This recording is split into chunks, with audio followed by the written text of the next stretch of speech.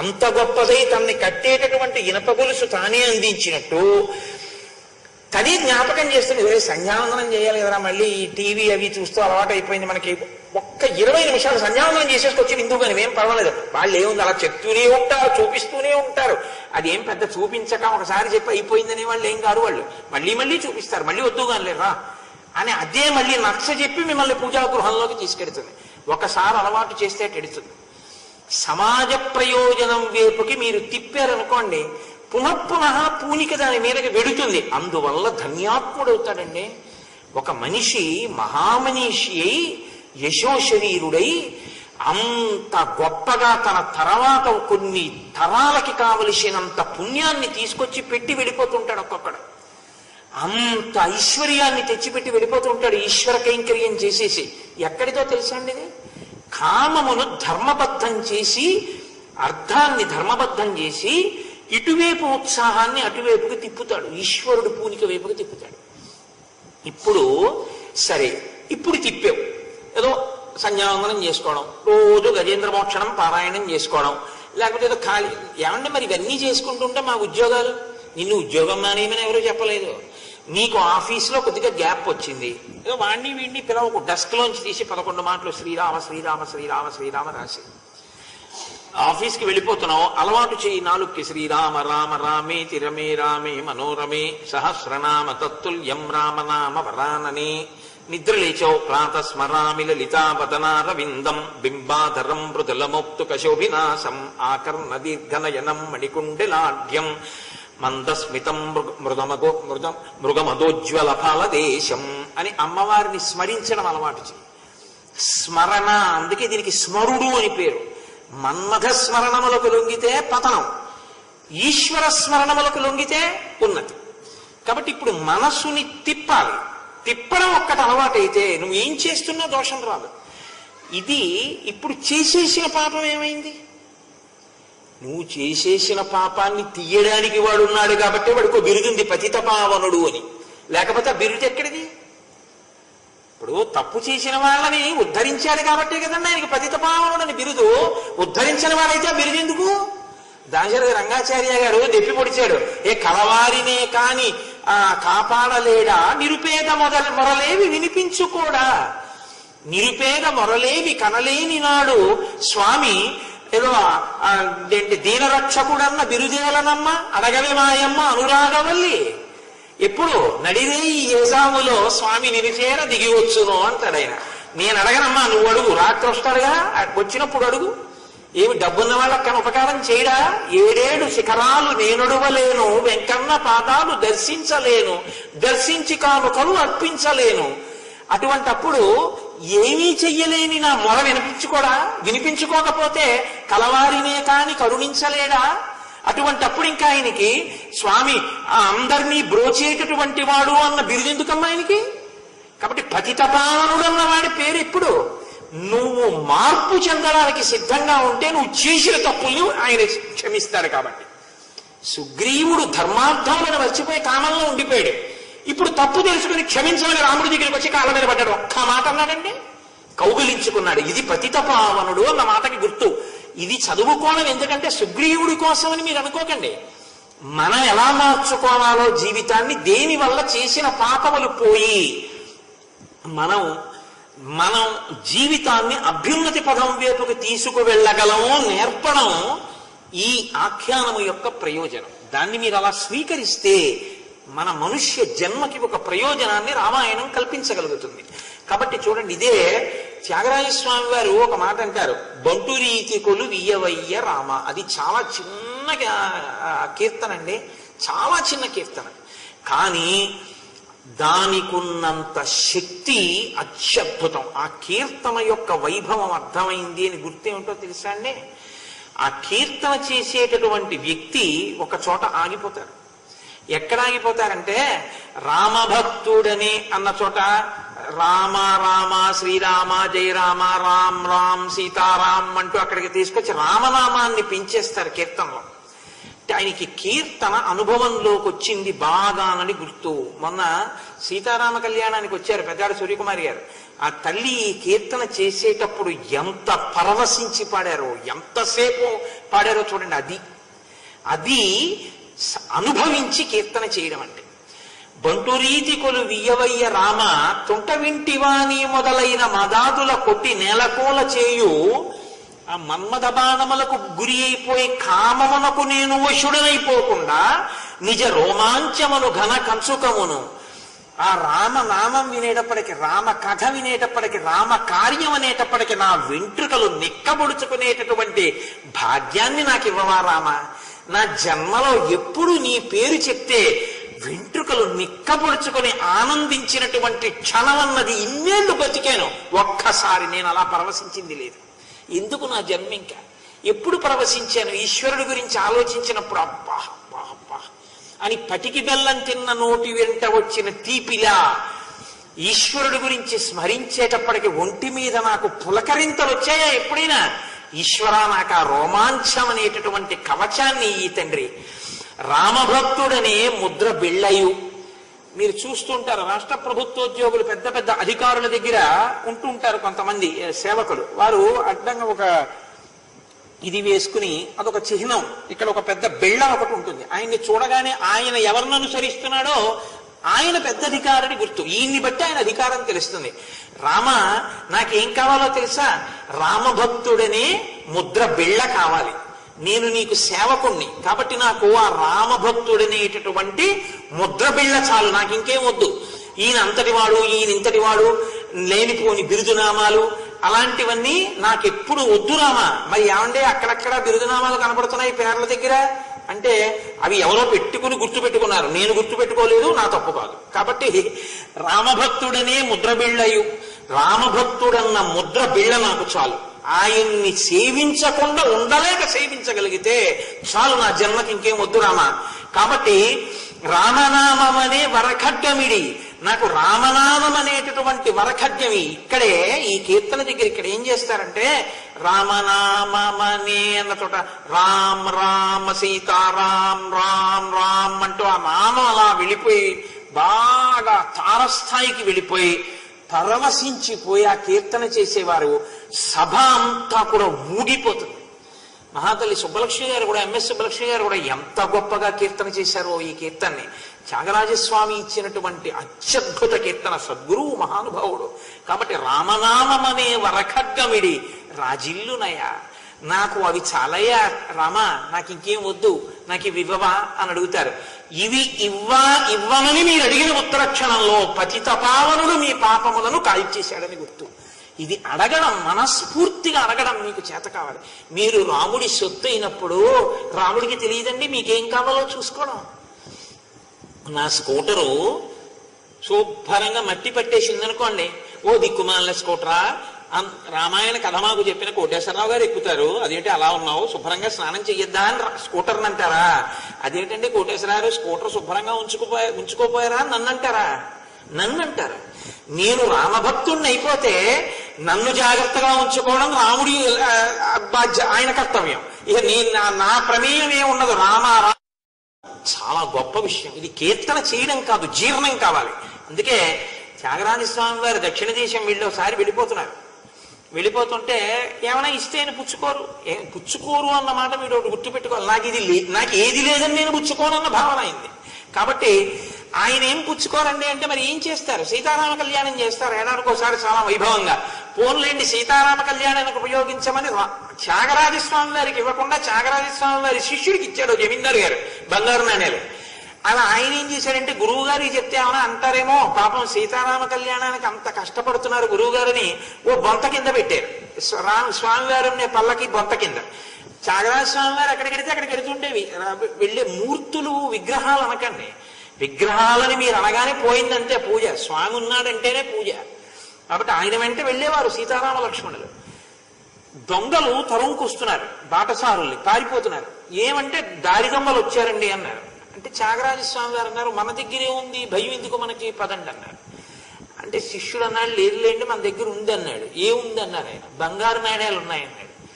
ఎక్కడిదని అడిగారు. జమీందారు ఇచ్చాడు. ఎందుకు తీసుకున్నామని అడిగారు. మీకోసం అని తీసుకోలేదు, రాముడి కోసం తీసుకున్నానన్నాడు. అయితే నాది కాదుగా అన్నారు. మీది కాదని. రాముడిది కదా, రాముడిది, ఆయన చూసుకుంటాడు ఆయన సొత్తు, నీకెందుకు నాకెందుకు ఉపాధి అన్నాడు. ఇప్పుడు పల్లకి వెళ్ళిపోతోంది. దొంగలు రానే వచ్చారు. వచ్చి వాళ్ళు త్యాగరాజస్వామి వారిని చూసేటప్పటికీ వింటినారిని ఆకర్ణాంతం లాగి పట్టుకున్నటువంటి రామలక్ష్మణులు కనపడ్డారు. వాళ్ళు చూడగానే పారిపోయారు. పారిపోయిన దొంగలకు ఏమైందో తెలుసా అండి? పుంసాం మోహన రూపాయ పుణ్యశ్లోకాయ మంగళం. ఒరే బాణం వేసి చంపేస్తే చంపేశాడు, కానీ అంత అందంగా ఉన్నాడు ఏంటో, మళ్ళీ చూద్దామని మళ్ళీ వచ్చారు. మళ్ళీ అలాగే కనపడ్డాడు, మళ్ళీ పారిపోయారు.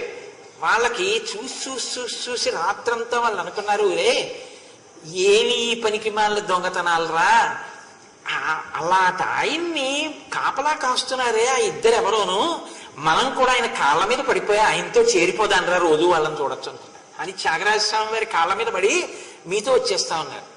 ఇంత మార్పు ఎందుకు వచ్చిందన్నారు ఆయన. ఏం లేదు, ఇద్దరిని చూస్తున్నాం నిన్న నుంచి, ఇలా ఆకర్ణాంతం వింటినారి లాగి పట్టుకున్నారు, అబ్బో ఏమి అందం ఇద్దరిదిని, ఇక్కడే నించున్నారు, అందుకే మీతో వచ్చేస్తున్నాం అన్నారు.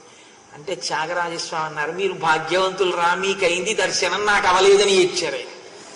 అంటే రామభక్తుడనే ముద్రబిళ్ళయు త్రికరణ శుద్ధిగా రాముణ్ణి నమ్మితే మీకేం కావాలో రామచంద్రమూర్తి చూస్తూ ఉంటారు.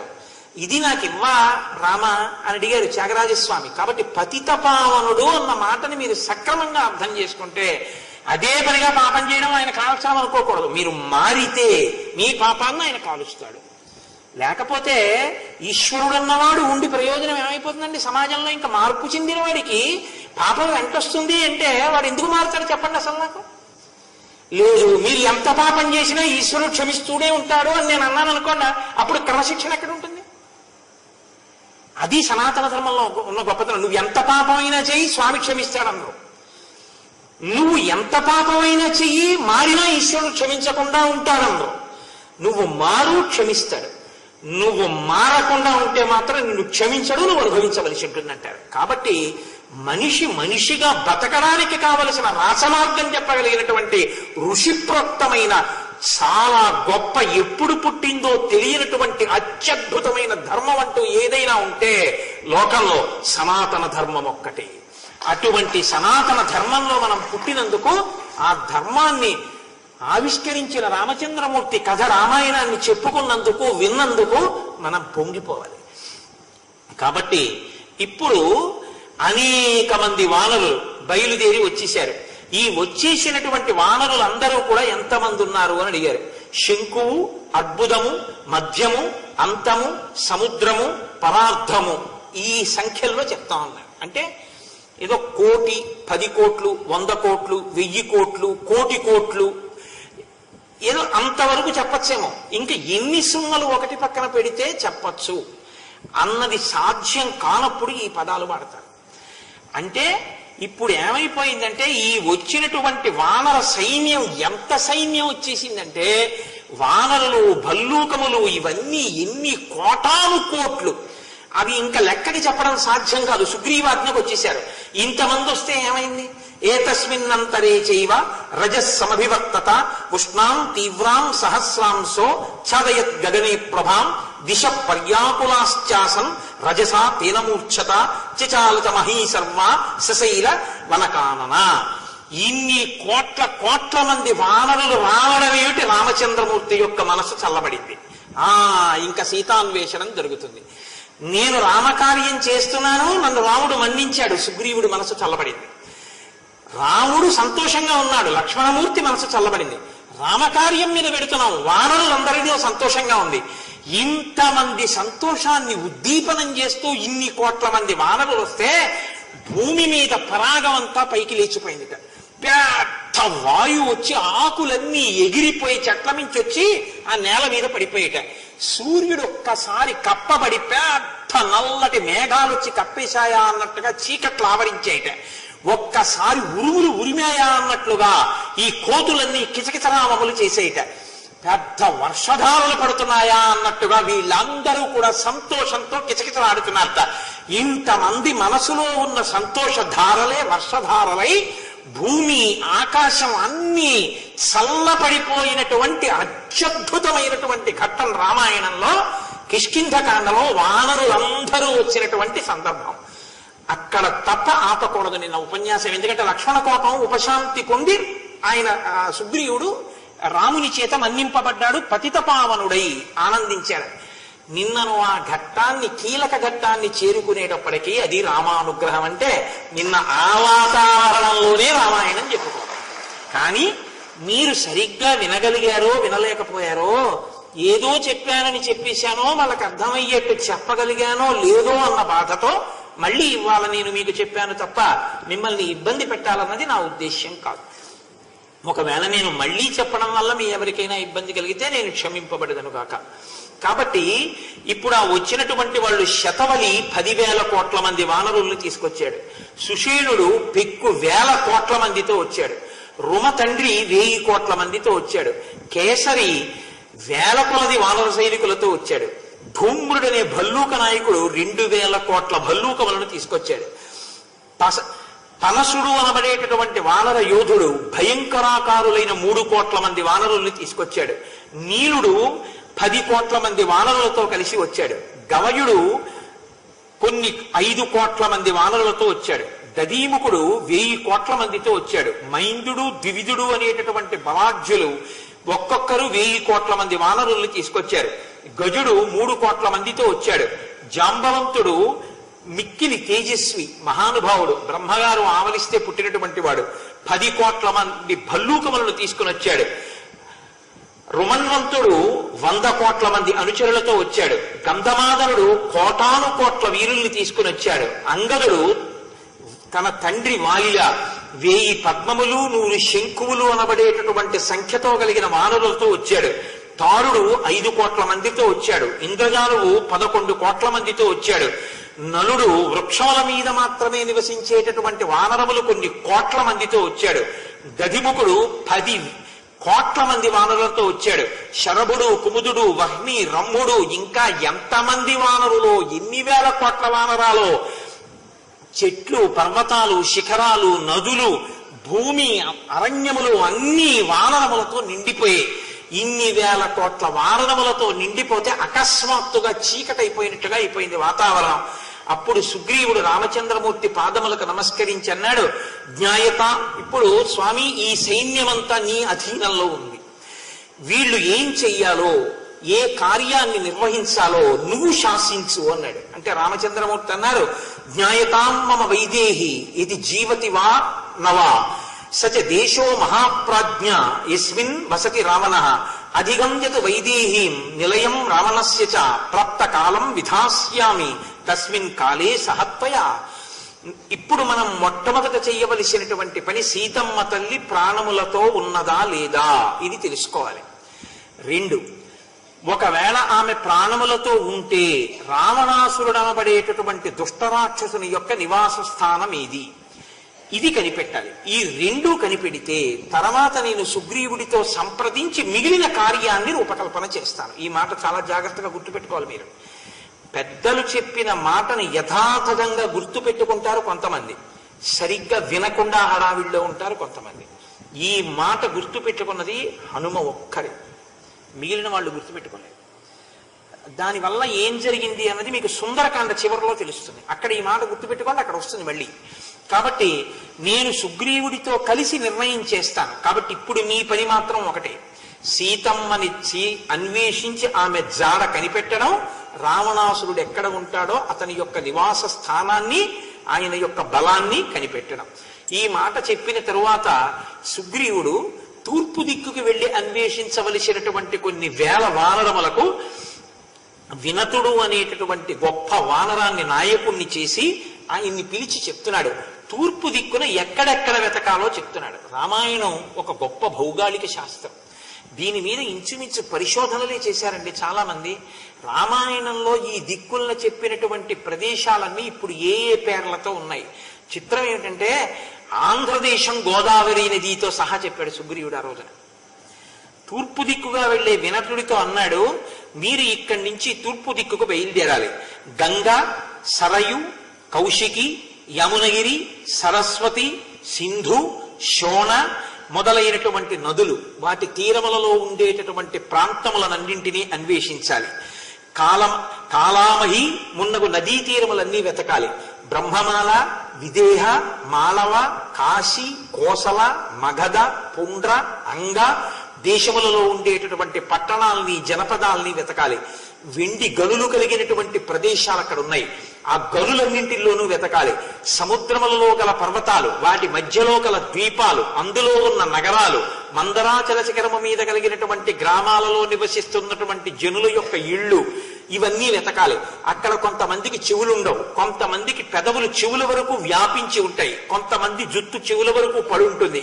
వాళ్ళందరూ చాలా భయంకరమైనటువంటి వాళ్ళు, నరభక్షకులు. వాళ్ళు నీటిలో ఉంటారు. మీ అందరూ కూడా వెళ్ళి ప్రతి చోట సీతమ్మని దాచేయడమో వెతకవలసి ఉంటుంది. యవద్వీపం కనపడుతుంది. అది రత్నముల రాశిగా వాసిగాంచినటువంటి ప్రదేశం. మీరు ఆ యవద్వీపంలో వెతకవలసి ఉంటుంది. తర్వాత సువర్ణ ద్వీపము, రూప్యక ద్వీపము, ఇవి బంగారు, వెండి గనులకు నెలవైనటువంటివి. ఈ ప్రదేశాలన్నీ వెతకాలి. అది దాటితే శిశిరం అనేటటువంటి పర్వతం కనపడుతుంది.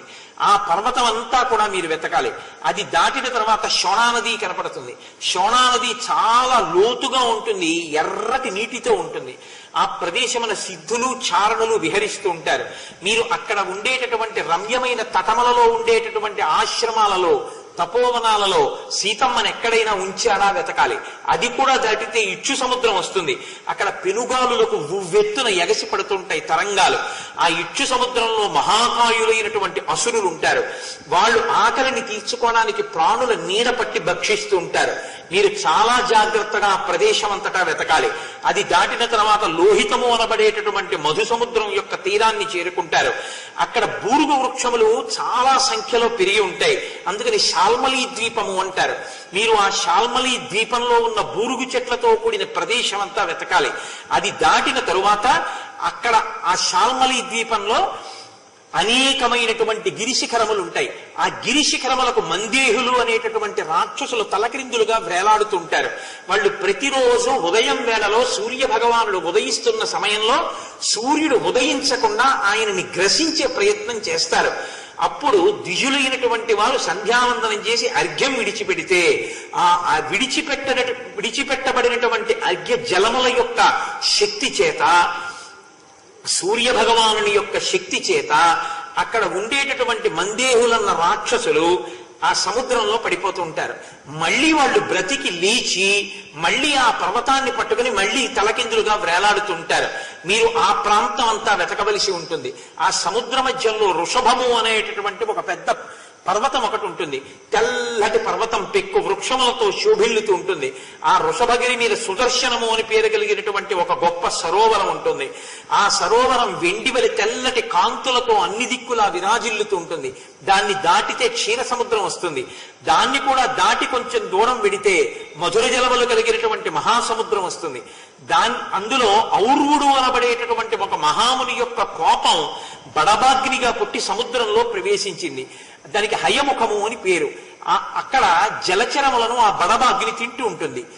అక్కడే దాన్ని దాటి వెడితే ఆ పర్వత శిఖరము మీద మీకు ఒక అత్యద్భుతమైనటువంటి దృశ్యము కనబడుతుంది. తత్రచంద్ర ప్రతీకాశం పన్నగం ధరణీధరం పద్మపత్ర విశాలాక్షం తతో ద్రక్ష్యధవానరాహ ఆసీనం పర్వతస్యాగ్రే సర్వభూత నమస్కృతం సహస్ర శిరసం దేవం అనంతం నీలవాససం త్రిశిరాహ కాంచన కేతు తాళస్తస్య మహాత్మనః స్థాపిత పర్వతస్యాగ్రే విరాజతి సవేదికః. ఆ మధుర జలదికి ఉత్తర భాగమునందు 13 యోజనముల దూరములో ఒక బంగారు పర్వతం ఉంటుంది. ఆ పర్వత శిఖరమునకు జాతరూప శిలము అని పేరు. దాని మీద సర్పాకృతి కలిగినటువంటి అనంతుడు మహానుభావుడు, ఆయన నల్లటి బట్టలు ధరించినటువంటి వాడై కూర్చుంటాడు. పద్మపత్రముల వలె విశాలమైనటువంటి నయనములు కలిగినటువంటి వాడై ఉంటాడు. ఆయనే ఆదిశేషుడు. ఆదిశేషుడే 1000 పడగలతో ఈ భూమి యొక్క భారాన్ని వహిస్తూ ఉంటాడు. ఆయన పక్కనే తాటి చెట్టు ఆకారంలో ఆయన యొక్క ధ్వజం పెట్టబడి ఉంటుంది. దాని పక్కన ఈ తాళ ధ్వజం పక్కనే ఒక వేదిక ఉంటుంది. ఆ తూర్పు దిశలో ఆ వేదికని దేవతలు నిర్మించారు. మీరు ఆ అనంతుడు ఆదిశేషుణ్ణి దర్శనం చేయండి. అక్కడి నుంచి ముందుకు వెడితే బంగారు పర్వతమైనటువంటి ఉదయాద్రి కనపడుతుంది. ఆ ఉదయాద్రి 100 యోజనముల వరకు విస్తరిస్తూ ఆకాశాన్ని తాకుతూ ఉంటుంది. బంగారు కాంతులతో ఉంటుంది. దాన్ని కూడా దాటి వెడితే సౌమనసము అనబడేటటువంటి ఒక దృఢమైన బంగారు శిఖరము విరాజిల్లుతూ కనపడుతుంది.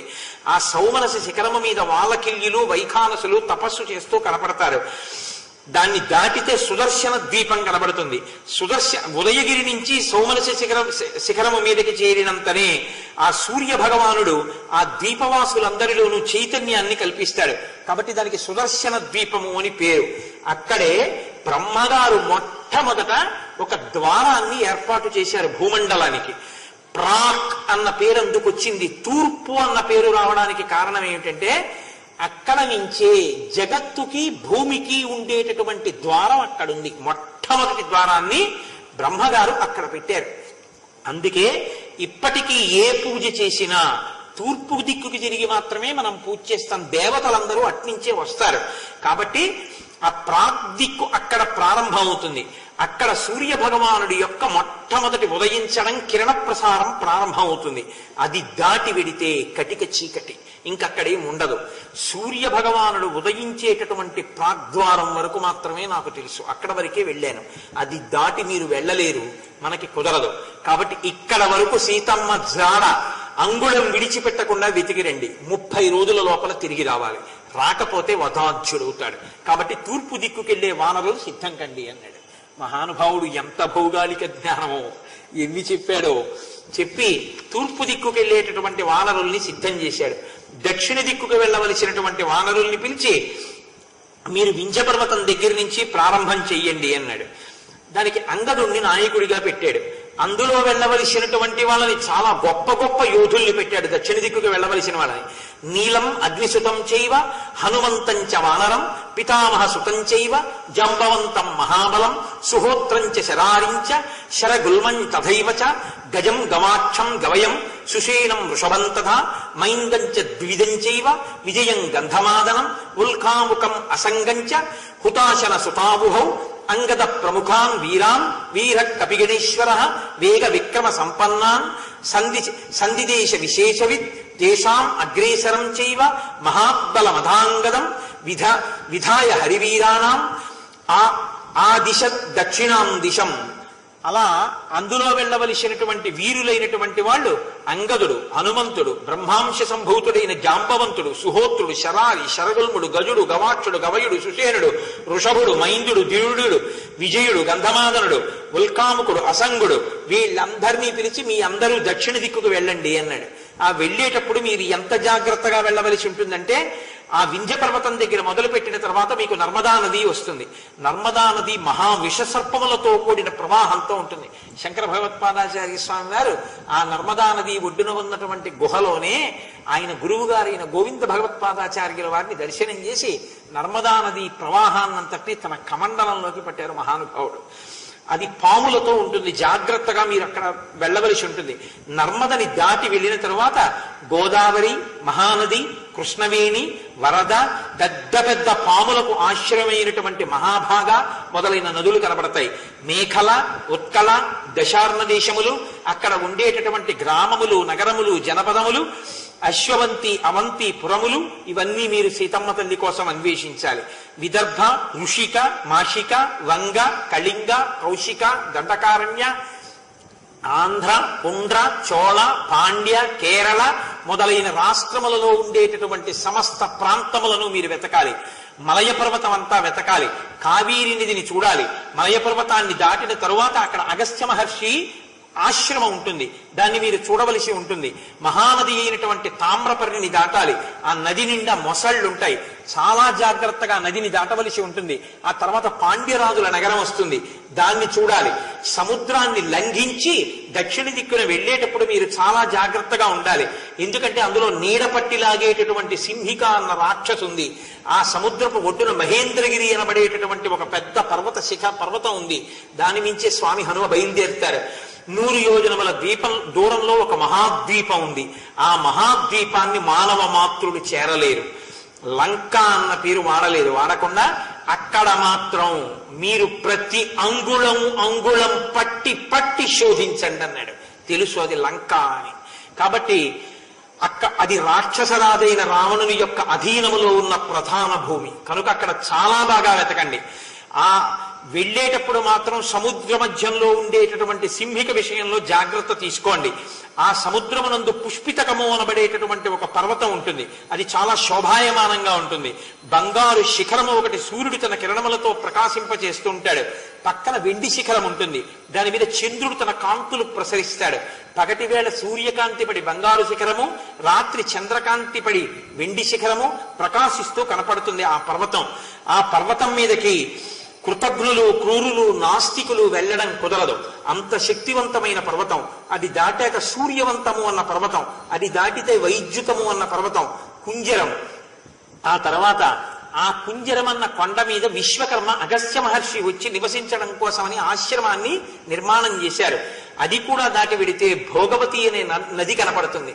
అందులో మహాసర్పములన్నీ ఉంటాయి.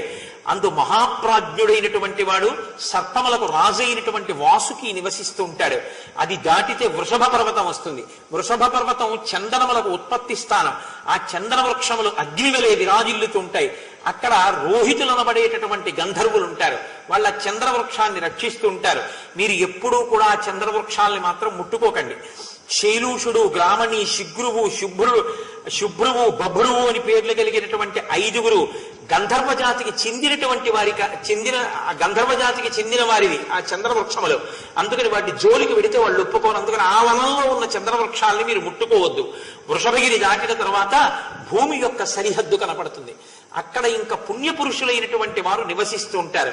అది కూడా దాటిపోతే పితృలోకం ఉంటుంది, యమధర్మరాజు గారి యొక్క స్థానం. అందుకని అక్కడ వరకు మాత్రమే ఎవరైనా వెళ్ళగలరు. అది దాటి ఇంకా వెళ్ళడం కుదరదు. అక్కడ యమసదనం ఉంటుంది. చాలా పాపం చేసినటువంటి వాళ్ళందరూ శిక్షింపబడి ఆర్తనాదములు చేస్తూ ఉంటారు. కాబట్టి దాంట్లోకి మీరు ఇక ప్రవేశించలేరు. కాబట్టి అక్కడ వరకు సీతమ్మని వెతికి రండి. నేను కూడా అక్కడ వరకే వెళ్ళాను, అది దాటి వెళ్ళలేదు అని చెప్పాడు. చాలా సంతోషించారు. రామచంద్రమూర్తి చాలా ఆశ్చర్యంగా వింటున్నారు. ఏమిటి భౌగోళిక జ్ఞానం! ఒక్కొక్క దిక్కు నుంచి ఎక్కడ వరకు చెప్పాలో అక్కడ వరకు చెప్తున్నాడు. అసలు ఎలా తెలిసే ఈ సుగ్రీవుడికి ఇవన్నీ అయినా ఆయన ఆశ్చర్యపోతున్నారు. ఆ తర్వాత పశ్చిమ దిక్కుకు వెళ్ళవలసినటువంటి నాయకుడుగా సుషేణుణ్ణి నియమించి ఆ సుషేణుడి నాయకత్వంలో వెళ్ళవలసినటువంటి 2 లక్షల మంది వానరులకు సూచనలు ఇచ్చాడు. మీరు సౌరాష్ట్ర ప్రాంతం, బాహ్లిక దేశం, శూర భీమ ప్రదేశములు, విశాలములై గొప్పగా ఉండేటటువంటి జనపదములు, మహానగరములు, పట్టణములు, గ్రామములు అన్నీ చూడాలి. ఆ దిశగా ముందుకెళ్లిన తర్వాత సముద్ర తీరం కనబడుతుంది. మొగలి పొదలు, కానుగ తోటలు, కొబ్బరి తోటలు అన్నీ కూడా సముద్రపు ఒడ్డున ఉంటాయి. అవంతి, అంగలోపాపురి, అలక్షిత వనము మొదలైనటువంటి ప్రదేశాలు వెతకాలి. హేమమయమైనటువంటి హేమగిరి అన్న పర్వతం కనబడుతుంది. 100 శిఖరములతో ఉంటుంది, ఎత్తైన వృక్షములతో ఉంటుంది. అక్కడ వెతకాలి. అక్కడ కొన్ని విచిత్రమైన పక్షులు ఉంటాయి. అవి సింహాల్ని, ఏనుగుల్ని తింటాయి. ఆ పక్షులు తమ కాళ్ళకున్నటువంటి గోళ్లతో ఏనుగుల్ని తన్నుకుపోయి గూట్లో పెట్టుకు తింటూ ఉంటాయి. ఆ పక్షుల విషయంలో మీరు చాలా జాగ్రత్తగా ఉండాలి.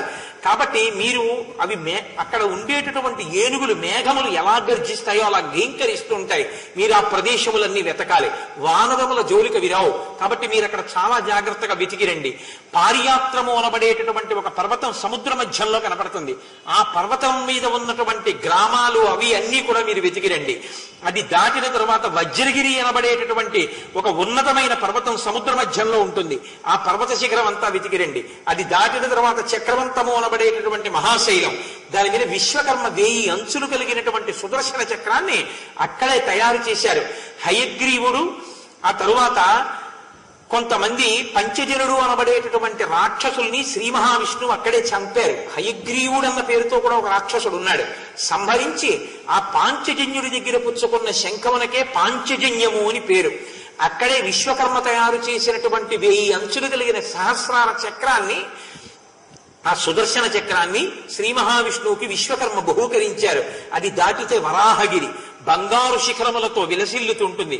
అక్కడ ప్రాగ్జ్యోతిషపురము అనబడేటటువంటి పురం ఉంది. దాన్ని నరకాసురుడు పరిపాలిస్తూ ఉంటాడు, పరమ దుష్టాత్ముడు. చాలా జాగ్రత్తగా ఉండండి. అది దాటితే సర్వసౌవర్ణ పర్వతం వస్తుంది. ఆ గుహలలో అనేకమైనటువంటి విశాలమైనటువంటి ప్రాంతములు, అందులో అనేక మంది ఉంటూ ఉంటారు. అక్కడ ఏనుగులు, వరాహములు అన్నీ ఘీంకరించి గర్జిస్తుంటాయి. మీరు ఆ ప్రాంతములన్నీ వెతకండి. మేఘవంతము అనేటటువంటి పర్వతం ఉంటుంది. ఆ గిరిపైన మహేంద్రుణ్ణి కూర్చోబెట్టి సురరాజుగా దేవతలు పట్టాభిషేకం చేశారు. పచ్చని గుర్రములు కలిగిన దేవేంద్రుడు అక్కడే పదవిని పొందాడు. మీరు ఆ ప్రాంతాన్ని కూడా వెతకండి.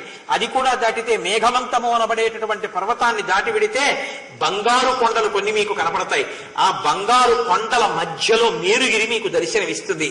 ఆ మేరుగిరి దగ్గర విశ్వే దేవతలు, మరుద్గణములు, అష్టవసులు, ఇతర దేవతలు సాయం సమయంలో ఆ మేరు పర్వతం మీద నిలబడి ఆ దగ్గరికి వచ్చి అస్తమిస్తున్నటువంటి సూర్య భగవానుడిని ఉపాసన చేస్తూ ఉంటారు. మీరు ఆ అష్టాద్రిని చేరుకుని పశ్చిమ దిక్కున సూర్య భగవానుడికి నమస్కారం చెయ్యండి. అక్కడ విశ్వకర్మ నిర్మించినటువంటి ఒక గొప్ప భవనం ఉంది. అది అనేక మేడలతో, వరుసలతో, కాంతులతో విరాజిల్లుతూ ఉంటుంది. అక్కడే వరుణుడు అనబడేటటువంటి మహానుభావుడు పాశహస్తుడు పశ్చిమ దిక్కుడికి అధిపతి అయినటువంటి వాడు ఉన్నాడు. ఇది రామాయణంలో ఎందుకు వినాలో తెలుసా అండి? తప్పకుండా దీని వలన ఒక గొప్ప ప్రయోజనం సమకూడుతుంది రామాయణంలో ఇది వింటే. ఎందుకంటే ఆశీర్వచనం చేశారనుకోండి, మహదాశీర్వచనం ఒక మాట చెప్తారు. పూర్వ దిగ్భాగే ఇంద్రో దేవత ఇంద్రప్రసాదాత్ రాజ్యాభివర్ధనమశ్నుతే. పూర్వ దిక్కుకంతటికి ఇంద్రుడు అధిపతి. ఆ ఇంద్రుడు అధిపతి అయినటువంటి పూర్వ దిక్కు నుంచి రాజ్యాధిపత్యం వచ్చి నిలబడుతుంది, ఐశ్వర్యం నిలబడుతుంది, అంటే ఉన్న భోగం నిలబడుతుంది, అధికారం. అలాగే అక్కడి నుంచి దక్షిణ దిక్కుకి తిరిగితే దానికి యమధర్మరాజు అధిపతి. యమధర్మరాజు గారి యొక్క అనుగ్రహం చేత ఆరోగ్యం కలుగుతుంది, ఆయుష్మంతుడవుతాడు. పశ్చిమ దిగ్భాగే వరుణో దేవత వరుణ ప్రసాదాత్ వంశాభివర్ధనమశ్నుతే. పశ్చిమ దిక్కుకు వరుణుడు అధిపతి, పాశహస్తుడై ఉంటాడు. ఆయన అనుగ్రహం కలిగితే వంశం వృద్ధిలోకి వస్తుంది. ఉత్తర దిక్కుకి కుబేరుడు అధిపతి, కుబేర ప్రసాదాత్ ఐశ్వర్యం అంతా లభిస్తుంది. కాబట్టి 4 దిక్కులకి వాళ్ళ అధిపతులు. 4 దిక్కుల ఉన్న ప్రాంతములన్నింటినీ మీరు ఆ నదులు, ఆ పర్వతాలు మహాసంకల్పం ఎలా వింటారో అలా ఈ పర్వతాలు, మేడలు, దేవతలు, ప్రాంతాలు ఇవి విన్నంత మాత్రం చేత ఆ దిక్పాలకుల యొక్క అనుగ్రహం కలిగి మనకి కావలసినటువంటి శ్రేయస్సులన్నీ చేకూరుతాయి. శ్రీరామాయణంలో మహానుభావుడు ఎన్ని విషయాల్ని లోపల పెట్టారు. కాబట్టి ఆ పశ్చిమాద్రి శిఖరము మీద విశ్వకర్మ దివ్యమైనటువంటి ఒక గొప్ప భవనాన్ని నిర్మించారు. అది అనేకమైనటువంటి వరుసలతో ఉంటుంది. దాని యందు వరుణుడు ఉంటాడు. ఆ ప్రాంతంలో మేరుసావర్ణి అనబడేటటువంటి ఒక మహర్షి ఉన్నాడు. ఆయన కూతురు ఎదుర మనకి కనపడుతుంది. ఆయన బ్రహ్మదేవుడు ఎంత గొప్పవాడు, మేరుసావర్ణి అంత గొప్పవాడు. ఆయనకి మీరు సాష్టాంగంగా నమస్కారం చేయండి. ఆ ప్రాంతాన్ని కూడా దాటి వెళ్ళిపోతే ఇంకా ఏముంటుంది అన్నది ఎవ్వరికీ తెలియదు. ఎందుకంటే మనుష్యులైనటువంటి వారు కానీ దేహదారులైన వారు కానీ అక్కడ వరకే వెళ్ళగలరు. అది దాటి వెళ్ళడం కుదరదు. కాబట్టి మీరు అక్కడి వరకు సీతమ్మ జాడ కోసం వెళ్ళిరండి అన్నాడు. అని ఉత్తర దిక్కుకు వెళ్ళవలసినటువంటి వానరులకు నాయకుడిగా శతవలిని నియమించాడు. పిలుస్తూనే అన్నాడు, ఉత్తర దిక్కున అసలు లోకములకంతటికీ, భూమండలానికి అంతటికీ కూడా ఆభరణముగా భాసిల్లేటటువంటి హిమాలయ పర్వత శిఖరములున్నాయి. ఎందుకని? తాపసులందరూ హిమాలయ పర్వతాల్లోనే ఉంటారు. గొప్ప పుణ్యభూమి. మీరు చాలా జాగ్రత్తగా బయలుదేరండి. ఆ హిమవత్ పర్వతం అనేటటువంటిది ఈ లోకానికి ఒక దివ్యాభరణం. మీరు ఉత్తర దిక్కుకు వెళ్ళేటప్పుడు మ్లేచ్ఛ దేశము, పులింగ భూమి, శూరసేన రాజ్యములు, ఇంద్రప్రస్థము, ఇంద్రప్రస్థం అంటే ఢిల్లీ, ఇంద్రప్రస్థము, దక్షిణ కురుభూములు, కురుక్షేత్రాది ప్రాంతములు, మద్రక దేశములు, కాంభోజ రాజ్యములు, యవనుల భూములు, శకుల దేశములు, ఆరకట్ట దేశ భాగములు, బాహ్లిక రాజ్యములు, ఋషిక ప్రదేశములు, పురురాజుల భూములు, టంకణ దేశ ప్రాంతములు, చీనా, పరమచీనా భూములు, కురు, కోసల, కాశీ, వజ్జి, మల్ల, అంగ, మగధ, మత్స, మత్స్య, దేశీ, అవంతి, గాంధార, కాంభోజ, సౌరాష్ట్ర, ఆశ్మక మొదలైన రాజ్యాలు, హిమోత్పర్వత ప్రాంతాలు, అనేకమైనటువంటి పద్మక వృక్షాలు, దేవదారు వృక్షాలతో కూడిన వనాలు, సోమాశ్రమ ప్రాంతము, కాలపర్వతము, హేమగర్భము, సుదర్శనం అనేటటువంటి పెద్ద కొండ, దేవశకం అనేటటువంటి ఒక పర్వతము. అది దాటిన తరువాత 100 యోజనములు వెళ్ళిపోతే ఇంకా అంతా ఒక పెద్ద శూన్యక ప్రదేశం కనపడుతుంది. ఇంకా అక్కడ జీవులు ఎవరు తిరుగుతూ ఉండరు, ఎడారి ప్రాంతం. అటువంటి ప్రాంతం కనబడుతుంది. మీరు అది కూడా దాటి వెళ్ళిపోవాలి. వెళ్ళిపోయిన తర్వాత ఒక దుర్గమమైనటువంటి అరణ్యం కనబడుతుంది. ఆ అరణ్యంలో తెల్లని కాంతులతో విలసిల్లేటటువంటి కైలాస పర్వత శిఖరముల యొక్క కాంతి మీకు కనపడుతుంటుంది. దాంట్లో బాగా ముందుకు వెడితే విశాలమైనటువంటి సరస్సు ఉంటుంది. ఆ సరస్సులో ఉండేటటువంటి కమలముల యొక్క శోభ అపూర్వంగా ఉంటుంది. అందులో హంసలు, కన్నెలీడి పిట్టలు తిరుగుతూ ఉంటాయి. అక్కడే యక్షరాజు అయినటువంటి వాడు ఉత్తర దిక్కుకు అధిపతి అయినటువంటి కుబేరుని యొక్క చంద్రకాంతులతో మేఘమండలం ప్రకాశించినట్టు ప్రకాశిస్తున్నటువంటి ఉత్తమమైన సౌధం కనబడుతుంది. అది కూడా దాటి వెళ్ళిపోతే క్రౌంచిగిరి కనబడుతుంది. అందు బిలంలా ఉండేటటువంటి ఒక పెద్ద గుహ కనబడుతుంది. అందులోనే కుమారస్వామి శక్తి అనేటటువంటి ఆయుధాన్ని ప్రయోగించాడు అని ప్రసిద్ధి. కాబట్టి మీరు ఆ క్రౌంచ పర్వత గుహలోకి ప్రవేశించవలసి ఉంటుంది. ఆ గుహలలో, శిఖరాలలో, పర్వతాలలో, సరస్సులలో, నదులలో, తీరాలలో, తపోవనాల్లో, జనపదాల్లో, పట్టణాల్లో, నగరాల్లో, గ్రామాల్లో, ఇళ్లలో అన్ని చోట్ల వెతకవలసి ఉంటుంది. అది దాటితే అవృక్షము అనబడేటటువంటి ఒక పెద్ద పేరు కలిగినటువంటి కామశైలము అన్న మారు పేరు ఉన్న ఒక పెద్ద మానస పర్వతం కనబడుతుంది. అక్కడంతా వెతకాలి. అది దాటితే మైనాకం అనేటటువంటి పర్వతం కనబడుతుంది. మయుడు అనబడేటటువంటి దానవుడు దానిలో నిర్మించుకున్న భవనం కనబడుతుంది. అది దాటి విడిపోతే మైనాక పర్వతం మీద మీకు ఒక గొప్ప పవిత్రమైన ఆశ్రమం కనబడుతుంది. అక్కడ ఎందరో తపస్సులు చేస్తూ ఉంటారు. వైఖానసం అనబడేటటువంటి సరస్సు, అందులో బంగారు కలువలు ప్రకాశిస్తూ ఉంటాయి. అది కూడా దాటి వెళ్ళిపోతే కుబేరుని యొక్క గజవాహనము సార్వభౌమము అనబడేటటువంటి ఏనుగు అక్కడ ఆ ప్రదేశంలో తిరుగుతూ మీకు కనపడుతుంది. అది కూడా దాటి మీరు వెళ్ళిపోతే శైలోదము అనబడేటటువంటి నది వస్తుంది. ఆ నది ఒడ్డున కీచకములు అనబడేటటువంటి వెదుళ్ళు ఉంటాయి. ఆ వెదుళ్ళు వంగి పరస్పరము ఒకదాన్నొకటి ఇలా ఆనుకుని వంతెనలా ఏర్పడి ఉంటాయి. మీరు ఆ వంతెనల మీద జాగ్రత్తగా నడవాలి. నడిచి ఆవలి ఒడ్డుకు చేరాలి. అక్కడ ఉత్తర కురుదేశములు ఉంటాయి. ఆ కురుదేశములు నదులు అన్నీ మీరు వెతకాలి. అది దాటిన తర్వాత నదులలోనికి చొచ్చుకుని ఉన్నటువంటి అగ్నిశిఖల లాంటి పర్వతాలు రత్నమయమైనవి కనబడతాయి. మీరు ఆ పర్వతాలన్నీ వెతకాలి. అక్కడ ఉండేటటువంటి వృక్షములన్నీ పక్షుల గుంపులకి ఆవాసములు. మీరు ఆ ప్రదేశాలన్నీ వెతకాలి. అక్కడ ఉండేటటువంటి కొన్ని వృక్షాలు మనుష్యులకు కావలసినటువంటి వస్త్రాల్ని, ఆభరణాలని కూడా ఇస్తూ ఉంటాయి. మీరు ఆ వృక్షముల అనుగ్రహంతో అవన్నీ పుచ్చుకుని చక్కగా అవన్నీ ధరించండి. అది దాటిన తర్వాత గంధర్వులు, కిన్నెరుడు, సిద్ధులు, నాగులు, విద్యాధరులు, స్త్రీలతో ఆనందిస్తున్నటువంటి తేజస్సంపన్నమైనటువంటి వ్యక్తులు మీకు అక్కడ కనపడతారు. అవన్నీ చూడండి. అది దాటిన తర్వాత ఎంతో పుణ్యం చేసినటువంటి వాళ్ళు అక్కడ భోగానుభవం అనుభవిస్తూ కనపడతారు. అది దాటితే ఉత్తర దిక్కున లవణ సముద్రం వస్తుంది. ఆ సముద్రం మధ్యలో సోమగిరి అనబడేటటువంటి ఒక పర్వతం ఉంటుంది. అది సువర్ణమయం. ఆ ఇంద్రలోకం, బ్రహ్మలోకం నందుండేటటువంటి దేవతలందరూ ఆకాశంలో నిలబడి ఆ పర్వతాన్ని చూస్తూ ఉంటారు. అంత అందంగా ఉంటుంది. అక్కడే విశ్వాత్మకుడైనటువంటి విష్ణు భగవానుడు, ఏకాదశ రుద్రస్వరూపం కలిగినటువంటి శంకర భగవానుడు, సృష్టికర్త అయిన బ్రహ్మ ముగ్గురు అక్కడ నివసిస్తూ ఉంటారు. అందుకే ఉత్తర దిక్కుకి చేసేటటువంటి నమస్కారం అంత గొప్ప నమస్కారం అయింది. కాబట్టి ఎట్టి పరిస్థితుల్లోనూ మీరు ఉత్తర కురు భూముల్ని మాత్రం దాటి వెళ్ళకూడదు. ఎందుకంటే అది దాటి వెళ్ళడం ఎవరికి సాధ్యమయ్యేటటువంటి విషయం కాదు. కనుక మీ అందరూ కూడా వీటిని సాధించవలసింది అని చెప్పారు.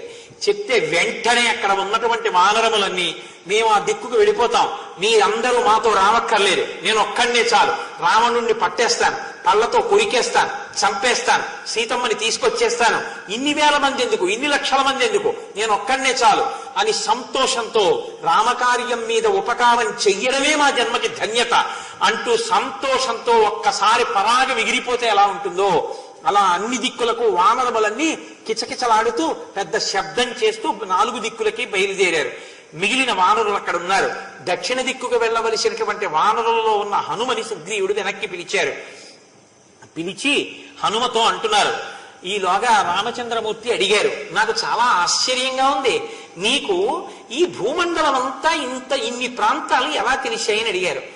గట్టిగా చెప్పకూడదు రామా, నన్ను వాలి చంపడం కోసమని వెంట తిరిగినప్పుడు 4 మంత్రులతో కలిసి భూమండలం అంతా పారిపోయాను, అప్పుడు చూశాను ఇవన్నీ. ఆయన ఎంత బలవంతుడో చూడండి పారిపోవడంలో కూడా. చివరికి హనుమ నాతో చెప్పారు, ఎంతకాలం ఇలా పరిగెడతావు, ఋష్యమూక పర్వతం మీదకైతే వాలి రాలేడు, అందుకని అక్కడ ఉండు అని చెప్పారు. అప్పటి నుంచి ఋష్యమూక పర్వతం మీద ఉంటున్నాను, అందుకని నాకు ఈ భూమండలం గురించి జ్ఞానం కలిగింది అని చెప్పారు. తర్వాత హనుమని పిలిచారు. విశేషేణతు సుగ్రీవో హనుమత్యర్థముక్తవాన్ సహి తస్మిన్ హరిశ్రేష్ఠే నిశ్చితార్థోర్ధ సాధకే. ఇన్ని కోట్ల వానరములను 4 దిక్కులకి పంపించినప్పటికీ అర్ధసాధకుడైన వాడు, సీతమ్మ జాడ కనిపెట్టగలిగిన వారు హనుమ ఒక్కరే అని సుగ్రీవుడి యొక్క నమ్మకం. నా భౌమౌ నాంతరిక్షేవా నాంబరే నామరాలయే నాప్సువా గతి సంగంతే పశ్యామి హరిపుంగవ.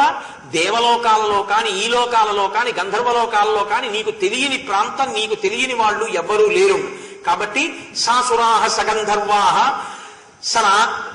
సనాగ నరదేవతాః విదితాః సర్వలోకాస్తే ససాగర ధరాధరాః గతిర్వేగశ్చ తేజశ్చ లాఘవంచ మహాకపే పితుస్తే సదృశం వీర మరుతస్య మహౌజసః త్వయ్యేవ హనుమన్నస్తి బలం బుద్ధి పరక్రమః దేశకాలానువృత్తిశ్చ నయశ్చ నయపండితః. ఇది హనుమ యొక్క గొప్పతనం. అందుకే కిష్కింధకాండలో ఉన్నటువంటి హనుమ యొక్క వైభవాన్ని విన్నంత మాత్రం చేత హనుమ యొక్క అనుగ్రహం కలుగుతుంది. ఇందులో ఆయన ఓ మాట అంటున్నారు, గతిర్వేగశ్చ తేజశ్చ లాఘవంచ మహాకపే. నీకు విశేషమైనటువంటి వేగం ఉంది, గొప్ప గతి తెలుసున్నటువంటి వాడివి.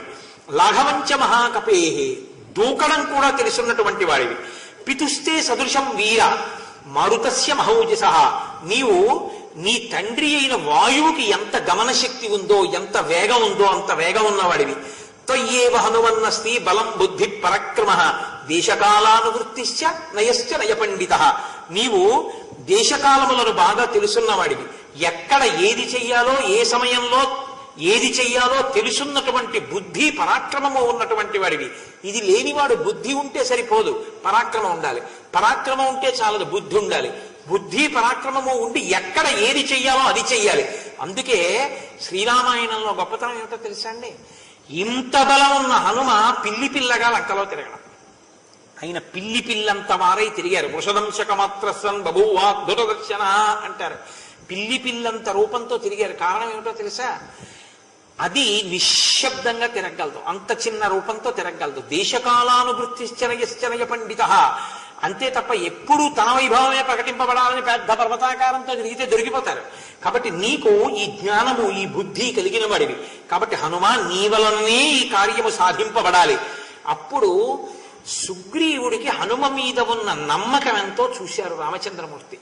కాబట్టి ప్రభు ఇతని మీద ఇంత నమ్మకం పెట్టుకున్నారు అంటే ఈ కార్యం సీతమ్మ తల్లి జాడ కనిపెట్టబడడం అన్నది ఒక్క హనుమయే సాధించగలరు అని అనుకున్నారు. అనుకుని దదౌ తస్య తత ప్రీతః స్వనామాంకోపశోభితం అంగుళీయమభిజ్ఞానం రాజపుత్రాః పరంతపః. రామాలయంలో ఒక్కసారి నీరాజనమిమ్మని చెప్పండి. దదౌ తస్య తత ప్రీతః స్వనామాం కోపశోభితం అంగుళీయమభిజ్ఞానం రాజపుత్రాః పరంతపః. రామచంద్రమూర్తి తన వేలిని, తన ఉంగరం మీద శ్రీరామ అని వ్రాయబడి ఉన్నటువంటి ఉంగరాన్ని తీసి హనుమకి ఇచ్చారు. హనుమా, మిగిలిన వాళ్ళు ఎవరైనా వెళితే సీతమ్మ అనుమానించి మాట్లాడదు. ఈ నా ఉంగరం నీ చేతిలో ఉన్న కారణం చేత. సుందరకాండలో ఈ ఉంగరం అమ్మవారి కేశభూషణం ప్రధాన పాత్ర పోషిస్తాయి. ఉంగరం అనుకోకండి, ఉంగర దర్శనమే రామదర్శనం సీతమ్మకి. గొప్ప ఉపశాంతినిస్తున్న ఆ ఉంగరం రాముడి చేతి నుంచి హనుమ చేతిలోకి వెళ్ళడం రామాయణంలో ఒక అద్భుత ఘట్టం. అన్ని కోట్ల వానరములు ఎడుతున్నా ఆయన ఉంగరాన్ని పుచ్చుకున్న ఏకైక వ్యక్తిగా గౌరవాన్ని పొందినటువంటి మహాప్రాజ్ఞుడు. తన ప్రభు అయిన సుగ్రీవుని నమ్మకాన్ని, రామచంద్రమూర్తి యొక్క విశ్వాసాన్ని చూరగొన్న మహాపురుషుడు. అంత వినయంతో ప్రవర్తించగలిగిన వారు స్వామి హనుమ. ఉంగరం ఇస్తే ఆయన ఎక్కడ పెట్టుకుంటారో మీరు చూద్దరు కానీ దాన్ని బట్టి ఆయన వినయం తెలుస్తుంది. అందుకే కిష్కింధకాండ అంత గొప్ప కాండ. అంగుళీయమభిజ్ఞానం రాజపుత్రాః పరంతపః అనేన త్వాం హరిశ్రేష్ఠ చిహ్నేన జనకాత్మజ మత్సకాశాదనుప్రాప్తం అనుద్విగ్నాను పశ్యతి వ్యవసాయస్య తే వీర సత్వయుక్తస్య విక్రమః సుగ్రీవస్య చ సందేశః సిద్ధిం కథయతీవ మే సతం గృహ్య హరిశ్రేష్ఠః స్థాప్య మూర్ధ్ని కృతాంజలిః వందిత్వా చరణౌ చైవ ప్రస్థిత ప్లవగోత్తమః. ఓ వీరుడా, నీ కార్యోత్సాహం సీతమ్మ అరమరిక లేకుండా నీతో మాట్లాడుతుంది. కాబట్టి ఈ ఉంగరాన్ని గ్రహించు అని స్వామి తన చేతి ఉంగరాన్ని తీసి స్వామి హనుమ చేతిలో ఉంచారు. వెంటనే ఆయన ఉంగరాన్ని కళ్ళకద్దుకుని తన శిరస్సులో పెద్దగా పెరిగినటువంటి జుట్టు ముడిలోకి దోపుకుని ఆ ఉంగరాన్ని తల మీద పెట్టుకుని శిరసా రామచంద్రమూర్తికి నమస్కరించారు. తప్ప ఇంత గొప్పవాణ్ణి రాముడు నమ్మాడు, ఆ సుగ్రీవుడు నమ్మాడని అహంకరించలేదు. అంత వినయశీలి హనుమ. అందుకే ఈ ఘట్టం రామచంద్రమూర్తికి, సీతమ్మకి, అందరికీ రామాయణంలో గొప్ప మంగళం వైపుకి తిరుగుతున్నటువంటి ఘట్టం ఇదంతా. ఇంకా కాబట్టి ఇప్పుడు పట్టుకుని బయలుదేరారు. అన్ని దిక్కులకు వెళ్ళినటువంటి వానరములు నెల రోజుల తర్వాత తిరిగి వచ్చేసి అందరూ చెప్పారు, మేము వెళ్ళాం కానీ మాకెక్కడా సీతమ్మ జాడ కనపడలేదన్నారు. ఒక్క దక్షిణ దిక్కులకి వెళ్ళినటువంటి వానరముల యొక్క సమూహం మాత్రం తిరిగి రాలేదు. వాళ్ళు అలా వెడుతుండగా ఒక నిర్జనమైన ప్రదేశం కనపడింది దక్షిణ దిక్కున. కండువు అన్న మహర్షి యొక్క 16 సంవత్సరముల కుమారుడు ఒక వనంలో మరణించాడు. ఆయనకి కోపం వచ్చి, నా కుమారుడు ఇక్కడ మరణించాడు కనుక ఇక్కడ జనవాసము ఉండకుండుగాక అని శపించారు. అందుకని అక్కడ ఏమి ప్రాణులు లేవు. వాళ్ళ వనంలో తిరుగుతున్నప్పుడు వాళ్ళకి మిక్కిలిగా దాహం కలిగింది. అక్కడ ఒక రాక్షసుడు కనపడితే రావణుడు అనుకుని అంగదుడు మర్దించాడు. ఆయన నెత్తురు కక్కుని మరణించాడు. తదనంతరం వాళ్ళు పాపం ఆ సీతమ్మ కోసం వెతుకుతున్నారు. నెల దాటిపోయింది. విపరీతమైన దాహం, ఆకలి. వాళ్ళకి ఎక్కడ దాహం తీర్చుకోవడానికి నీటి కయ్య కూడా కనపడలేదు. ఈలోగా ఒక చోట తడిసిపోయిన రెక్కలతో హంసకారండవాకీర్ణాహవాపి పద్మోత్పలాయుతాహ అని బెగ్గురు పక్షులు మొదలైనటువంటి వంటివి తడి రెక్కలు ఆడించుకుంటూ ఒక బిలంలోంచి పైకొస్తున్నాయి.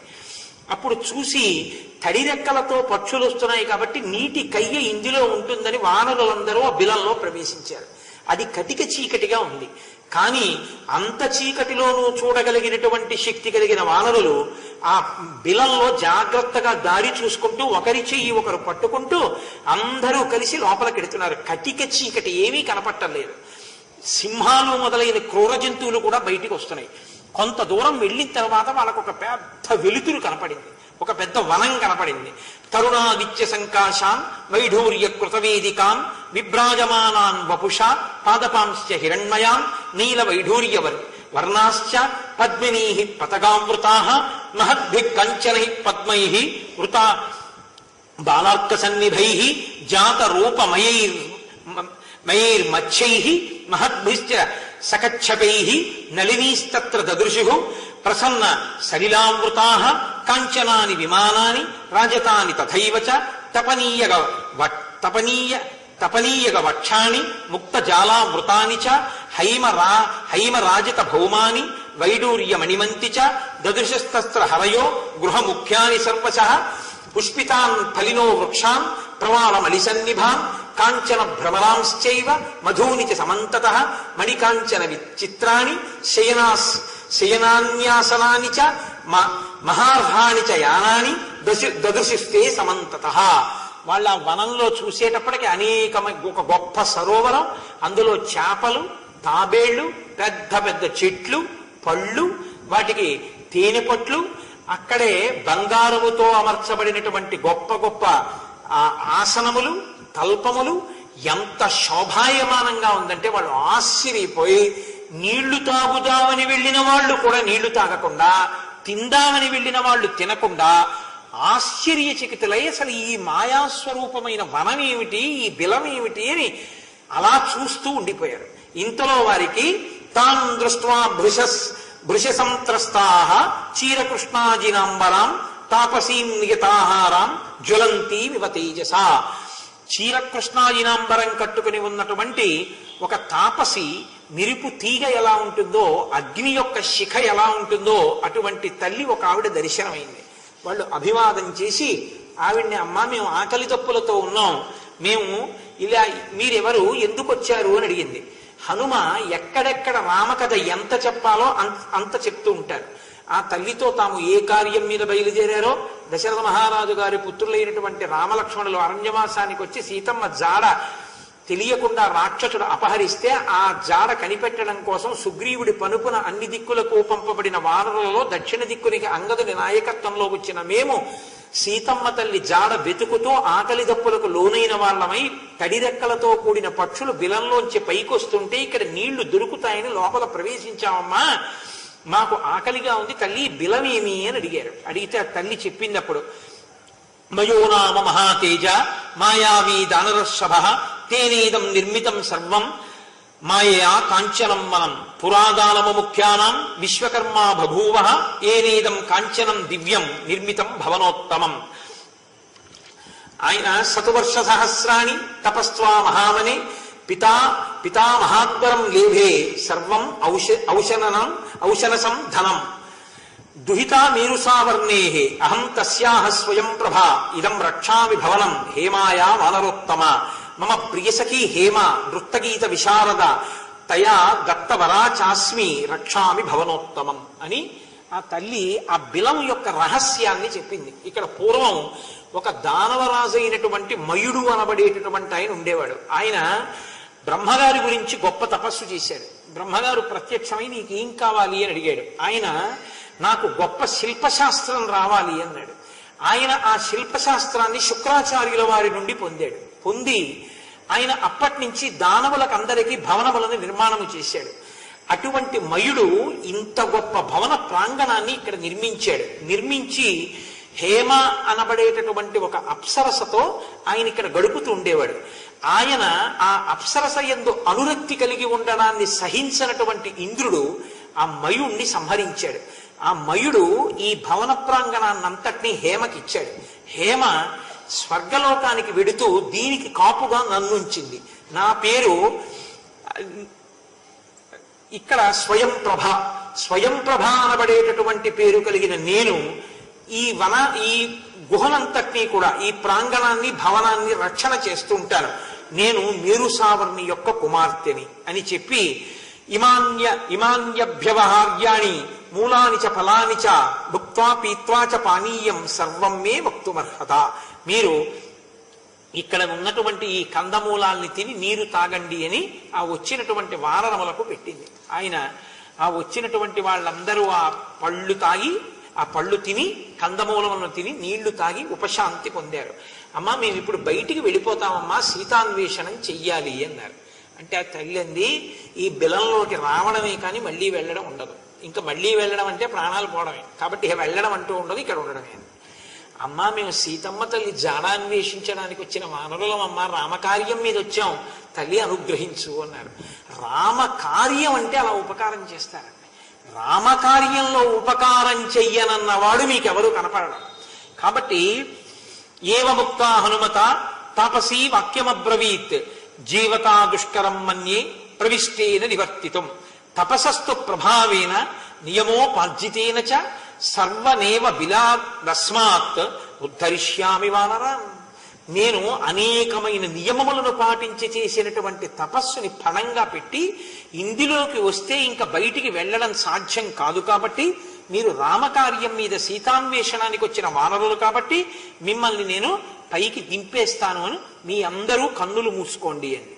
వాళ్ళందరూ కళ్ళు మూసుకున్నారు. మూసుకున్న తర్వాత తల్లి తన తపశ్శక్తితో వాళ్ళందరినీ బయటికి వెళ్ళిపోయేటట్టుగా చేసింది. ఇప్పుడు బయటికి వెళ్ళినటువంటి వానరాలు అన్నీ కలిసి కూర్చుని చూసాయి. వసంత ఋతువు వచ్చినటువంటి చిహ్నాలు వాళ్ళకి కనపడ్డాయి. కనపడితే నెల దాటిన తరువాత తిరిగి వస్తే చంపేస్తానన్నాడు. కాబట్టి ఇప్పుడు అంగదుడు అన్నాడు. అంగదుడు కొంచెం ఆవేశపూరితమైనటువంటి మనస్సు ఉన్నవాడు రామాయణంలో. కాబట్టి ఆయన అన్నాడు, వెనక్కి విడితే ఎలాగో నా పినతండ్రి నన్ను చంపేస్తాడు, నా పినతండ్రికి నేనంటే ఇష్టం లేదు. ఒక్కొక్కరు చూడండి, చిన్న కష్టం వచ్చింది అనుకోండి, ఇంకా వెంటనే ఆ కష్టాన్ని అడ్డుపెట్టి అవతల వాడిని క్యారెక్టర్ అసిసినేషన్ అంటారు. ఆయనలో ఉన్నవన్నీ చిలవలు పలవలు చేసేసి ఓహో తప్పుల కింద చెప్పేస్తారు. అటువంటి అతిగా స్పందించేటటువంటి లక్షణం ఉన్నవాడు అంగదుడు. కాబట్టి నచాహం యవ్వరాజ్యేన సుగ్రీవేణాభిషేచిత నరేంద్రానాభిషిక్తోస్మి రామేణాకృష్టకర్మణ.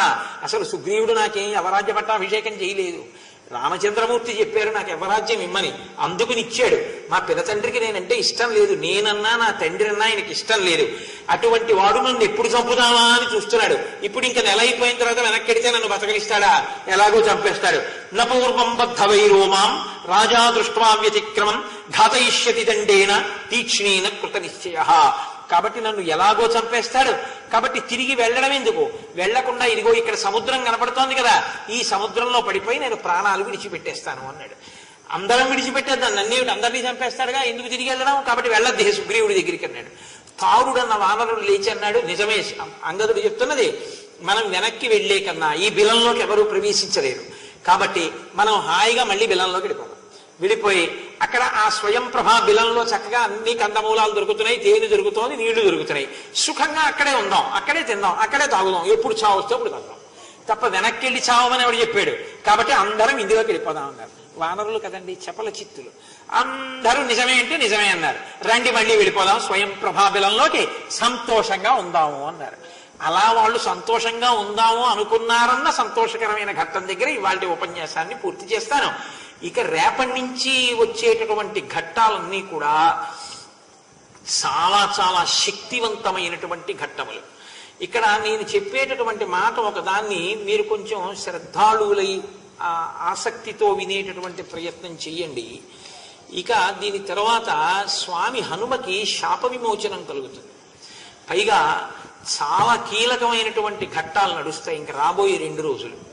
తదనంతరం సుందరకాండ ప్రారంభం అయిపోతుంది. కాబట్టి సుందరకాండ ప్రారంభం అయిపోతుంది కాబట్టి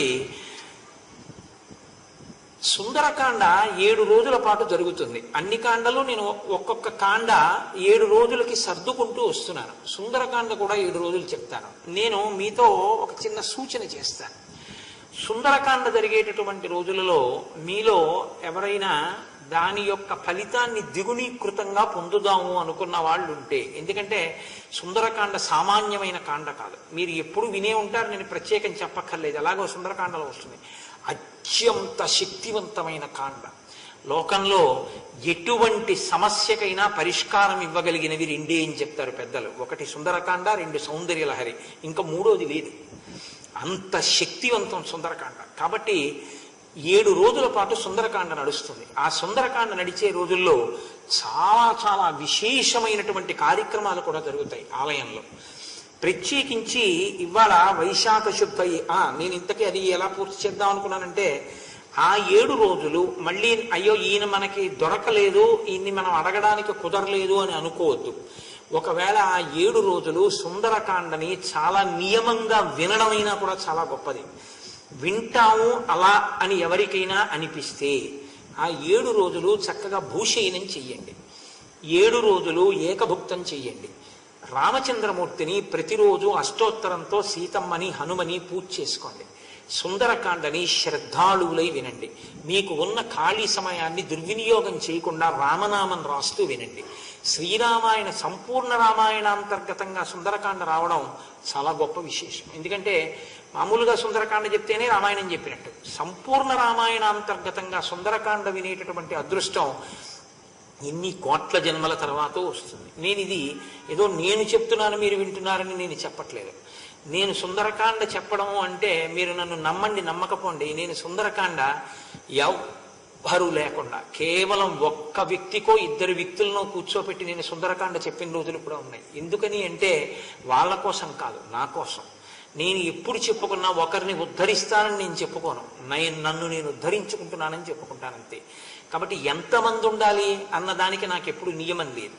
పరీక్షిత్తుకి మహానుభావుడు శుకుడు భాగవతం చెప్పడానికి ఎంతమంది ఉన్నారు? ఒక్కడే ఉన్నాడు. ఆదిత్య హృదయం అగస్త్య మహర్షి చెప్పడానికి ఎవరున్నారు? రాముడు ఒక్కడికే చెప్పారు. అలాగే భగవద్గీత అన్ని లక్షల మంది యోధులు ఉంటే ఎంతమందికి చెప్పారు? ఒక్కరికే చెప్పారు. నీకెందుకు సభలో కొన్ని వేల మంది ఉండాలన్న కోరిక? ఎవరు అర్హులో ఎవరు పాత్రులో రామచంద్రమూర్తి నిర్ణయం చేస్తారు. కాబట్టి 7 రోజులు సుందరకాండని దీక్షగా విందామనుకున్న వాళ్ళు చక్కగా నియమాన్ని పాటించండి, బ్రహ్మచర్యాన్ని పాటించండి. పాటించి ఆ 7 రోజులు పూర్తయిపోయిన తర్వాత మీరు రామచంద్రమూర్తికి ఒక్కసారి పట్టాభిషేక సర్గ ఉంటుంది, చిన్న సర్గ యుద్ధకాండ తర్వాత అదొకసారి చదువుకోవడం చేసేసి, లేకపోతే సింహాసనం మీద సీతారాములు కూర్చున్నారు పట్టాభిషేకం అయిపోయింది అని స్మరణ చేసి అప్పాలు నైవేద్యం పెట్టి పులిహార అప్పాలు ఈశ్వరుడికి నివేదన చేసి మీరు దీక్షా విరమణం చేయవచ్చు. నేను మీతో మనవి చేసే ఇంకొక విషయం ఏంటంటే, రేపటి నుంచి జరగబోయే ఘట్టాలన్నీ కూడా ఇంకా చాలా ఉత్కృష్టమైనటువంటి స్థితిలో ఉంటాయి, ఇక సామాన్యమైనవి కావు. అందులో చాలా శ్లోకాలు మంత్రం యొక్క స్థితిని పొందేస్తాయి, ప్రత్యేకించి సుందరకాండ నుంచి. అందులో ఆ ఘట్టాలు విన్నంత మాత్రం చేత అవి శక్తినిస్తాయి. నేను నా జీవితంలో అనేక పర్యాయములు వాటిని అనుభవించి ఉన్నాను. నాకు బాగా సన్నిహితంగా ఉండే వాళ్ళకు కూడా వాటి వైభవం ఏమిటో తెలుసు. మా గోపాలకృష్ణ గారు అనేక పర్యాయాలు వాటి శక్తి ఏమిటో చూసినవారు. కానీ నాకు వ్యక్తిగతమైన అనుభవాలు వేదికలు మీరు చెప్పడం అన్నదానికి నేను సుతారము దూరంగా ఉంటాను. కాబట్టి మీరు నన్ను నమ్మండి, చాలా గొప్ప ఘట్టం. నేను ఎందుకు ఈ మాట చెప్తున్నానంటే, అయ్యో మాకు తెలియలేదండి ఇంత గొప్పదని, మీరు అది చెప్పేటప్పుడు చెప్పారట, ఇది చెప్పి ఉంటే మేము ఏమైనా ఇతర పనులు సర్దుకుని వినుండేవాళ్ళం అని మీరు అంటారేమో. ఆ దోషం నాకు రాకూడదు అని నేను మీకు చెప్పానంతే తప్ప మిమ్మల్ని నిగ్రహించడమో ఇంకొకటో నా ప్రయోజనం కాదు. కాబట్టి రేపటి నుంచి ఇంకా శ్రీరామాయణం పూర్తయిపోయేంత వరకు చాలా విశేషమైన కార్యక్రమాలు నడుస్తున్నాయి. ఇవాళ అభయకోదండరామస్వామి దేవస్థానం 21/5/1975 సంవత్సరంలో ప్రతిష్ఠ చేయబడింది. వైశాఖ శుద్ధ ఏకాదశి నాడు పుష్పగిరి పీఠాధిపతులైనటువంటి ఆ మహానుభావులు పరమహంస పరివ్రాజకాచార్య శ్రీ శ్రీ శ్రీ మధవినవోద్దండ విద్యానృసింహ భారతీ స్వామి వారిచే ప్రతిష్ఠ చేయబడింది. దేవాలయ నిర్మాణము మరియు ప్రతిష్ఠ శ్రీ నంబూరి కాశీ విశ్వనాథం గారి ఆధ్వర్యంలో జరిగిందిట. ఇవాళ ఉన్నటువంటి ఏకాదశికి చాలా శక్తి కలిగిన ఏకాదశి. ఇవాళ ఏకాదశిని మోహనైక ఏకాదశి అని పిలుస్తారు. ఎందుచేత అంటే ఇవాళ మీరు ఏదైనా సరే ఈశ్వర కార్యాన్ని చేశారనుకోండి, ఏ చిన్న పని భగవత్ సంబంధంగా చేసినా, వెళ్ళి భగవంతుడిని దర్శనం చేసుకున్నా, ప్రసాదం నోట్లో వేసుకున్నా, శ్రీరామ అని మీరు రాసిన, నేను అందుకే ఇవాళ రామనామం రాయండి అనడానికి కారణం అదే. నేను యథార్థానికి ఇవాళ రాసి పట్టుకొచ్చాను.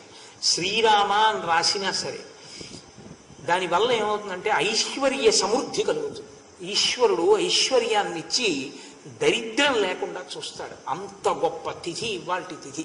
పైగా ఇవాళ కోదండరామస్వామి ఆలయం ప్రతిష్ఠ జరిగినటువంటి వార్షికోత్సవం 75లో ప్రారంభమైతే ఏ విధమైనటువంటి అభ్యంతరాలు లేకుండా ఈశ్వరుడు అర్చింపబడుతూ, అర్చన పెరిగిన కొద్దీ అంటే సంవత్సరాలు పెరిగిన కొద్దీ ఆయన తేజస్సు పెరుగుతుంటుంది. 75 నుంచి అంటే ఇప్పటికీ 34 సంవత్సరములుగా స్వామి ఉన్నారు. చూడండి, 34 సంవత్సరముల పాటు అర్చింపబడిన తరువాత ఈశ్వరుడు ఎంతంత ఉత్సవాల వైపుకి దారి తీశాడో చూడండి. అంటే ఆయన అనుగ్రహ శక్తి పెరిగిపోతుంది. కాబట్టి ఇంత గొప్ప రోజు కనుక ఇవాళ మీ అందరూ కూడా చక్కగా దర్శనం చేసుకుని ఇంటికి వెళ్ళేదరుగాక. రెండవ విషయం, ఎల్లుండి శ్రీ నృసింహ జయంతి. ఇంకా అంతా ఇంత గొప్ప రోజు కాదు, అంత గొప్ప రోజు. నేను ఎందుకు ఆ మాట అంటున్నానంటే, ఏదో ఈయన ఒత్తి అనాలని అంటున్నానని మీరు అనుకోకండి. నేను అన్నానంటే ఒక ప్రమాణంతో అంటున్నాను. లోకంలో అసుర సంధ్య వేళలో ఏ ఇతర దేవాలయాన్ని దర్శనం చెయ్యవద్దు అని ప్రమాణం. నేను ఏ దేవతా స్వరూపానికి వ్యతిరేకం కాదు. సనాతన ధర్మంలో అన్ని ఈశ్వర రూపాలే నేను నమ్ముతున్నామండి. కానీ నమ్మినవాణ్ణి పరిపూర్ణంగా. కానీ ఒక నియమం ఉంది. అసుర సంధ్య వేళలో, ప్రదోష వేళలో శివాలయంలోకే వెళ్ళాలి. ఎందుకంటే అందరూ దేవతలు శివాలయంలోకే వెళతారు, శివసన్నిధిలో ఉంటారు. శివాలయంలోకి వెడితే ప్రదోష వేళలో అందరూ దేవతల దర్శనం అయిపోతుంది. శివాలయాన్ని వదిలేసి వెళ్ళకూడదు ప్రదోష వేళలో. కానీ ప్రదోష వేళలో శివాలయంతో పాటుగా సమాన స్థాయి పొందినటువంటి ఇంకొక స్వరూపం ఉన్న దేవాలయం ఏమిటో తెలుసా అండి? ఒక్క నరసింహస్వామి దేవాలయం. నృసింహస్వరూపానికి అంత శక్తి ఉంది. షట్కాల పూజ పరమశివుడికి ఒకడికే ఉంది. షట్కాల పూజ ఉన్నవాడు మళ్ళీ నృసింహస్వామి. ఇంకా అంతా ఇంత తేజోమూర్తి కాదు, మహానుభావుడు. అందున ప్రత్యేకించి శృంగగిరి పీఠంలో నరసింహోపాసనం ఉంది. అందుకే నృసింహోపాసకం నిత్యం శ్రీ నృసింహ గురుం భజేత్ అని గురువందనంలో చెప్తూ ఉంటారు. ఇక్కడ పీఠంలో నరసింహస్వామి వారి గురించి చెప్పుకుంటే చాలా గొప్ప అనుగ్రహం కలుగుతుంది. ఎల్లుండి నృసింహ జయంతి. నృసింహ జయంతి నాడు మనం నిష్కారణంగా కాలాన్ని వెళ్ళబుచ్చడం కన్నా నేను ఒక కార్యాన్ని సంకల్పం చేశాను. ఆ రోజు ఉదయం 8 గంటలకి నేను నరసింహ అవతార వైభవం గురించి ప్రహ్లాదోపాఖ్యానాన్ని చెప్తాను. శ్రీ నృసింహ జయంతి నాడు ఆ నరసింహ వైభవం ప్రహ్లాదోపాఖ్యానం వింటే ఆయన ఎంతో సంతోషిస్తాడు. రాముడొకడు నరసింహుడొకడు కాడు, ఇద్దరు ఒకటే. 8 గంటల నుంచి నేను నృసింహావతార వైభవాన్ని చెప్తాను. శంకర భగవత్పాదుల్ని 2 పర్యాయాలు రక్షించారు నరసింహస్వామి. కాబట్టి మీరు 8 గంటలకు వస్తే ఇక్కడ ఉండదు ప్రసంగం. ఎందుకంటే మీకు ఎండ ఇబ్బంది లేకుండా లోపల ఉంటుంది. లోపల చెప్తాను. ఎంతమంది ఉంటే చెప్తానని నియమం ఏముండదు. హరిప్రసాద్ గారో గోపాలకృష్ణ గారో ఎదురుగుండా కూర్చుంటే చెప్పేస్తాను. ఎవ్వరూ లేకపోతే నా ఎదురుగుండా ఒక శ్రోత కూర్చుని ఉన్నాడు అని ఊహ చేసి చెప్పుకుంటాను. ఎందుకంటే నేను ఉద్ధరింపబడడం ప్రధానం కదా. కాబట్టి చెప్పేస్తాను. 8 తర్వాత నేను వెయిట్ చేయడం అన్నది ఉండదు. మీరు 8 గంటలకు వచ్చేయాలి. నేను మీతో ఒక్క విషయాన్ని మనవి చేస్తాను. ఇప్పుడు ఎప్పుడూ కూడా మనం ధన్యులం అవడం అని ఒక మాట ఉంటుంది. నైమిత్తిక తిథి అస్తమానం రమ్మంటే రాదు, ఏడాదికి ఒక్కసారే వస్తుంది. మనం ధన్యులం కావాలి. ఒక గొప్ప సేవ ఒకటి చేసుకుంటూ ఉండాలి నైమిత్తిక తిథి నాడు. నరసింహ స్వరూపం ఎప్పుడు దేనికి ప్రీతి చెందుతుంది అంటే చందన సేవకి ప్రీతి చెందుతుంది. ఆయనకి గంధం రాయాలి. గంధం రాస్తే గంధానులేపనానికి ఆయన ఎంతో ఆనందం పొందుతాడు. మా కాకినాడలో మన కాకినాడ మీ అందరూ కూడా మీకు మా అన్నదమ్ములు అక్క చెల్లెళ్ళే, మీరు రావచ్చు మా కాకినాడలో. మన కాకినాడలో ఉత్సవాలు జరుగుతున్నప్పుడు కాబట్టి మేము అక్కడ లలితా స్వరూపానికి శారదా నవరాత్రుల్లో చందన చర్చితని చేయడం కోసమని చందనం తీస్తాం. ఒకరోజు చందనం తీయండి అంటే ఎంత భక్తితో తీస్తారంటే కొన్ని బకెట్ల చందనం నిండిపోతే ఈ చందనం అంతటితోటి చందన చర్చిత చేస్తాం. అంటే చందనపు ముద్దతో అలదుతాం మూర్తుల్ని. అలా చల్లబడిన మూర్తి మన చేత్తో మనం తీసుకుని ఈశ్వరుడికి అర్పించుకుంటే కైక కైంకర్యం ఏది చేత కాకపోయినా గంధం తీయగలంగా. వంశాభివృద్ధి మీకు ఇందాకనే చెప్పాను, పుత్రపౌత్రాభివృద్ధిగా ఉంటారు. అంతకు మించిన గొప్ప సేవ ఇంకొకటి ఉండదు. అందుకే నేను మీతో ఏం మనవి చేస్తానంటే 7 గంటలకి పీఠ ప్రాంగణం దూరంగా ఎవరైనా నిలబడితే ఏమిటో చప్పుడు వినపడాలి. ఏమిటా పీఠంలో చప్పుడు ఏమిటి అని అందరికీ అనుమానం రావాలి. ఏమిటా చప్పుడు? సాన మీద గంధపు చెక్కలు పెట్టి అరగదీస్తున్న చప్పుడు. ప్రాంగణం అంతా కూర్చుని చందనం తీస్తూ ఉంటే ఈ చందనం అంతా చక్కగా ఓ బకెట్లోకో పాత్రల్లోకో తీసుకుంటారు. తీసుకుని అర్చక స్వామి వారి దగ్గర పెట్టుకుంటారు. దాన్ని మధ్యాహ్న వేళలో వచ్చిన చందనం ఎంతుందో చూసి ఇంత చందనం రాయొచ్చు, అంత చందనం రాయొచ్చు. భక్తుల యొక్క స్థితి ఎంత అన్నది ఆయన యొక్క అలంకారం బట్టి తెలుస్తుంది. వచ్చిన చందనాన్ని బట్టి రామచంద్రమూర్తిని అంతటినీ చందన చర్చితుడిని చేస్తారు. ఇంకా ఎక్కువగా మీ అందరూ తీస్తే గంధపు పౌడర్ మాత్రం ఇవ్వకండి. గంధపు పౌడర్లు గంధము కాదు, చందనం కాదు. అది మనం అరగదీయాలి చందనాన్ని. సీతమ్మ తల్లిని కూడా చందన చర్చిత, ఇంకా ఉంటే లక్ష్మణస్వామి చందన చర్చిత, ఇంకా ఉంటే హనుమ కూడా చందన చర్చితుడు అవుతారు. ఆ రోజు సాయంకాలం దర్శనమివ్వరు. చందనం అంతా అలది అత్యద్భుతమైన అలంకారం చేస్తారు. మీరు ఎప్పుడైనా చూశారో లేదో నాకు తెలియదు. నిజంగానండి, మనం తీసిన చందనంతో ఆయన ఒంటి నిండా అలదుకుని ఆయన కూర్చుంటే అసలు మీరు ఆ ప్రాంగణంలోకి వెళ్ళండి, గుమ్మ గుమ్మ గుమ్మ గుమ్మలాడిపోతుంటారు మూర్తి.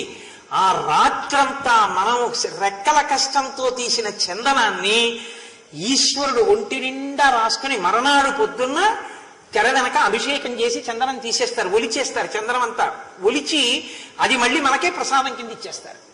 కాబట్టి అందున నృసింహ జయంతి మామూలుగా ఏదో చేద్దాం సేవని చేయడం కాదు, అంత గొప్ప తిథి వచ్చింది. 7 గంటల నుంచి 8 గంటల వరకు. 8 తర్వాత ఇంక చందనం చేసినా తీసుకోకండి. ఎందుకంటే ఈ ప్రతిదానికి ఒక నియమం ఉండాలి. 7 నుంచి 8 వరకు మీరు చక్కగా ఆ రోజు ఉదయం మగవాళ్ళు ఆడవాళ్ళు నియమం ఏం లేదు. దీనికి ఏ విధమైనటువంటి అర్హతానర్హతలు లేవు. వీళ్లే పాల్గొనాలి వీళ్ళు పాల్గొనకూడదని లేదు. కానీ ఈశ్వర కైంకర్యానికి ఇస్తున్నారు కాబట్టి తలస్నానం చేసి, చెయ్యలేకపోతే అండి పసుపు నీళ్లు చల్లుకొని, అంటే ఏదైనా అనారోగ్యం చేత మీ శరీరం అనుమతించకపోతే చక్కగా బయలుదేరి ఉతికిన బట్టలు కట్టుకుని ఇక్కడికి వచ్చి కూర్చుని వీలైనంత వరకు మగవారు కట్టుకోగలిగితే పంచా, లేకపోతే ఓ లుంగీలాగన్నా కట్టుకుని పైన వస్త్రం లేకుండా తీస్తే చాలా మంచిది. ఓ ఉత్తరీయం వేసుకుని చందనం. ఆడవాళ్ళు వాళ్ళు ఎప్పుడూ అమ్మవారి స్వరూపాలే. వాళ్ళు ఇలా ఉండాలని నేను చెప్పక్కర్లేదు, ఎందుకంటే వాళ్ళు సాక్షాత్ పరాశక్తి స్వరూపాలు, మమ్మల్ని కన్న తల్లులు. కాబట్టి మీరు చక్కగా వచ్చి కూర్చుని చందనం తీసేస్తే చాలు. ఇంటి దగ్గర తీసి ఇక్కడికి వద్దండి, ఇక్కడికి వచ్చే తీయండి. ఇంటి దగ్గర తీసి ఇక్కడికి తీసుకురాకండి, వద్దు. ఎందుకంటే మళ్ళీ పాత్ర వాడడం అవన్నీ మారిపోతుంది. ఇక్కడికి రండి, మీకు నీరు సిద్ధంగా ఉంచుతారు. చక్కగాను 6:30కే సిద్ధం చేస్తారు. మీరు ఎక్కడ కూర్చున్నా మీకేం అభ్యంతరం చెప్పరు. మీరు ఎక్కడ మీకు తేలిగ్గా ఉంటే అక్కడ కూర్చోండి. ఒక్క గంట మీరు ఎంత చందనం తీయగలరో అంత చందనం తీసి నరసింహస్వామికి ఇచ్చేయండి. రామచంద్రమూర్తిని చందన చర్చితుడిని చేస్తారు. ఆ రోజు రాత్రి సంభ్రమాశ్చర్యాలతో మునిగిపోవాలి అందరూ. అలా మీరు చెయ్యండి. ఆ రోజు ఎల్లుండి నృసింహ జయంతి. ఆ మరునాడు సుందరకాండ ప్రారంభమైపోతుంది. స్వామి హనుమ బయలుదేరడానికి సిద్ధంగా ఉంటారు. ఆయనకి శాప విమోచనమైపోయిన ఘట్టం వింటారు మీరు ఆ రోజు రాత్రి. విన్న తరువాత నేను ఉపన్యాసాన్ని ఎల్లుండి సాయంకాలం కొంచెం తొందరగా పూర్తి చేస్తాను. మీ అందరూ విష్ణు సహస్రనామ స్తోత్రం, లక్ష్మీ స్తోత్రం తెచ్చుకోండి. ఏకకంఠంగా మనందరం కలిసి లక్ష్మీ స్తోత్రం, విష్ణు సహస్రనామ స్తోత్రం చదివి మనందరం కలిసి ఆ రోజున నేను దర్శనం చేసుకున్నాక మీరు దర్శనం చేసుకోక్కర్లేదు. మీ అందరిలో నేను ఒకడిని. మనందరం కలిసి లోపలికి వెళ్ళి చక్కగా అందరం ఆ చందన, మనం తీసే చందనాన్ని బట్టి నలుగురు స్వాములు చందన చర్చితులు అవుతారు. అందం అప్పుడు ఉంటుంది. చందనం ఎక్కువైందనుకోండి పాదాలు చందనపు ముద్దతో నింపేస్తారు. వేళ్ళు అవన్నీ కుంకంతో అలంకారం చేస్తారు. ఒక్కొక్కసారి అక్కడ శాకాంబరి అలంకారం చందన చర్చిత నేనే చేస్తుంటాను కూడా కాకినాడ పట్టణంలో. కాబట్టి అందంగా చాలా వైభవోపేతంగా అలంకారం చేద్దాం. చేసి చక్కగా సాయంకాలం ఘుమఘుమలాడిపోతున్న చందన మంటపంలో ఆ స్వామిని దర్శనం చేసుకుని హనుమ శాప విమోచనం విని విష్ణు సహస్రం, లక్ష్మీ అష్టోత్తరం చదువుకుని దర్శనం చేసి వెడదాం. ఆ మరునాడు అంటే ఇది గురువారం నాడు జరుగుతుంది. శుక్రవారం నాడు ఉదయం సుందరకాండ ప్రారంభం. ఆ రోజు ఉదయం చతుర్థి స్వాతి నక్షత్రంతో ఉంది. స్వాతి నక్షత్రం వాయు సంబంధమైన నక్షత్రం. వాయుపుత్రుడు హనుమ. కాబట్టి మనం ఆ రోజున వాయువు, హనుమ, వినాయకుడు ఒక్కలాంటి వారు. ఆ రోజున వినాయక స్వామికి చాలా విశేషమైన ఆరాధన జరుగుతుంది. గరికతోటి, ఎర్రపూలతోటి శుక్రవారం నాడు ఉదయం విశేషంగా గణపతిని ఆరాధించి 108 కొబ్బరికాయలు కొట్టి 16 కొబ్బరికాయలు నిలబడి కొడతారు. గణపతికి ప్రశస్తి ఏంటంటే కొబ్బరికాయ నిలబడి కొట్టాలి. 16 కొబ్బరికాయలు నిలబడి కొడతారు. కొట్టి నీరాజనాలు ఎత్తుతారు ఆయనకి. ఆ రోజు ఉదయం మళ్ళీ నేను ఒక ప్రత్యేక ప్రసంగం చేస్తాను. 8 గంటల నుంచి 9:30 వరకు ఎంతవరకు నేను వినాయకునికి సంబంధించినటువంటి తత్వం మీద మీ అందరికీ గణపతి వైభవము అని ఒక ప్రసంగం చేస్తాను. ఈ 2 ప్రసంగాలు బోనస్ ప్రసంగాలు. కాబట్టి ఆ రోజున శుక్రవారం నాడు ఉదయం గణపతి వైభవాన్ని విని చక్కగా గణపతికి ఆ గరికతోటి, ఎర్రపూలతోటి పూజ జరుగుతుండగా చూస్తే చాలా విఘ్నాలు పోతాయి. సంకల్ప సిద్ధికి అది దర్శనం చేసి నీరాజనం పుచ్చుకుంటాం. ఆయన ఎంతో ప్రీతి చెందుతారు. సాయంకాలానికి ఆ దేవాలయం అంతా కూడా పుష్పాలతో అలంకరిస్తారు. మనం చక్కగా అవి తీసుకుని ఆ రోజున బోలెడన్ని ఉండ్రాళ్ళు నైవేద్యం పెట్టించండి. ఆ మూలకాలు కూడా నైవేద్యం పెట్టిస్తారు. ఇవన్నీ సాయంకాలం ప్రసాదం కింద ఇస్తారు. చక్కగా ఇవన్నీ తీసుకుని గణపతి దర్శనం చేసుకుంటే శుక్రవారం నాడు సాయంకాలం నుంచి ఇక సుందరకాండ ప్రారంభం. మనం అత్యద్భుతంగా జరుపుకోవడానికి వీలుగా నైమిత్తిక తిథులు వచ్చాయి. కాబట్టి గంధపు సాన చెక్క మీరు సిద్ధం చేసుకోవడానికి వీలుగా నేను ఇవాళ చెప్పాను. ఎందుకు చెప్పానంటే మా ఇంట్లో సానా చెక్క లేవండి అన్నవాళ్ళు కనీసం ఎక్కడి నుంచి అన్నా తెచ్చుకోండి. ఇక్కడ ఏమైనా ఉంటే పీఠంలో ఒకవేళ ఉంటే ఉన్న మటుకు కొన్నింటిని సరఫరా చేస్తారు. కాబట్టి మీ అందరూ ఆ కోణంలో సిద్ధమై చక్కగా ఎల్లుండి 7 గంటలకు వచ్చి శ్రీ నృసింహ జయంతిని కని విని ఎరుగని రీతిలో అత్యద్భుతంగా చేసుకొని దర్శనాలు చేసుకొని మనందరం పరవశించిపోయి సంతోషంగా గడిపి మనం ధన్యులం అవుదాం. కాబట్టి మర్చిపోకండి, ఎల్లుండి ఉదయం 7 గంటలకి. మళ్ళీ రేపు కూడా ఒకసారి ఈ విషయాన్ని జ్ఞాపకం చేస్తానంతే. ఇప్పుడు మనం 11 మార్లు రామనామాన్ని చెప్పుకుందాం. ఆ తర్వాత టోకెన్స్ ఇవ్వాలి, ఇస్తున్నారండి పిల్లలకి. మే 14 తర్వాత ఏదో ఒక రోజున పిల్లలకి జీవితాన్ని భగవదనుగ్రహం పొందడానికి వీలుగా ఎలా సమన్వయం చేసుకోవాలి అన్న విషయం మీద నేర్పడానికి ఇచ్చేటటువంటి ప్రత్యేక శిక్షణా తరగతిలో పాల్గొనడానికి విద్యార్థులకు ఇవ్వబడేటటువంటి అనుమతి పత్రాలు ఇవాళ ఇస్తారు ఉపన్యాసం అయిపోయాక. మీరు వాటిని పెద్దవాళ్ళు తీసుకోవచ్చు, కానీ పిల్లల్ని పంపుతామన్న వాళ్ళే తీసుకోండి. ఎందుకంటే ఇంకో పిల్లాడి అవకాశం మనం పాడు చేయకూడదు. అవి కొద్దిగా పరిమితంగా ఉంటాయి. ఎందుకంటే వాళ్ళకి బాగా అర్థమయ్యేటట్టు ఒక బ్లాక్ బోర్డు కూడా పెట్టుకుని చెప్పాలనుకుంటున్నాను. వాళ్ళు జీవితాంతం చక్కగా వాళ్ళకి ఏ అనుమానం లేకుండా అసలు ఎందుకు ఎలా చేసుకోవాలో వాళ్ళకి బాగా అర్థమయ్యేట్టు. మా పిల్లలందరికీ స్క్రిబ్లింగ్ ప్యాడ్స్ పెన్స్ కూడా ఇద్దాం, వాళ్ళందరూ నోట్స్ కూడా రాసుకోవడానికి వీలుగా చెప్పి వాళ్ళ డౌట్స్ క్లారిఫై చేస్తాను ఏమండి. అందుకని దానికి కావలసిన టోకెన్స్ తీసుకోవాలనుకున్న వాళ్ళు ఉపన్యాసం అయిపోయాక దర్శనానంతరం ఆఫీసులో తీసుకోండి. ఇప్పుడు మనం రామనామం చెప్పుకుందాం. నారదాది మహామునీంద్రులు నమ్మినది శ్రీరామనామము. రామనామము రామనామము రమ్యమైనది రామనామము. కోరికొలచిన వారికెల్లను కొంగు బంగరు రామనామము. రామనామము రామనామము రమ్యమైనది రామనామము. నీవు నేనన్ను భేదమేదియులేకయున్నది రామనామము. రామనామము రామనామము రమ్యమైనది రామనామము. భగవదర్పిత కర్మ పరులకు పట్టుబడు శ్రీరామనామము. రామనామము రామనామము రమ్యమైనది రామనామము. పాలు మీ గడ్డ పంచదారల పక్వమే శ్రీరామనామము. రామనామము రామనామము రమ్యమైనది రామనామము. వెంట తిరిగడి వారికెల్లను కంటి పాపే రామనామము. రామనామము రామనామము రమ్యమైనది రామనామము.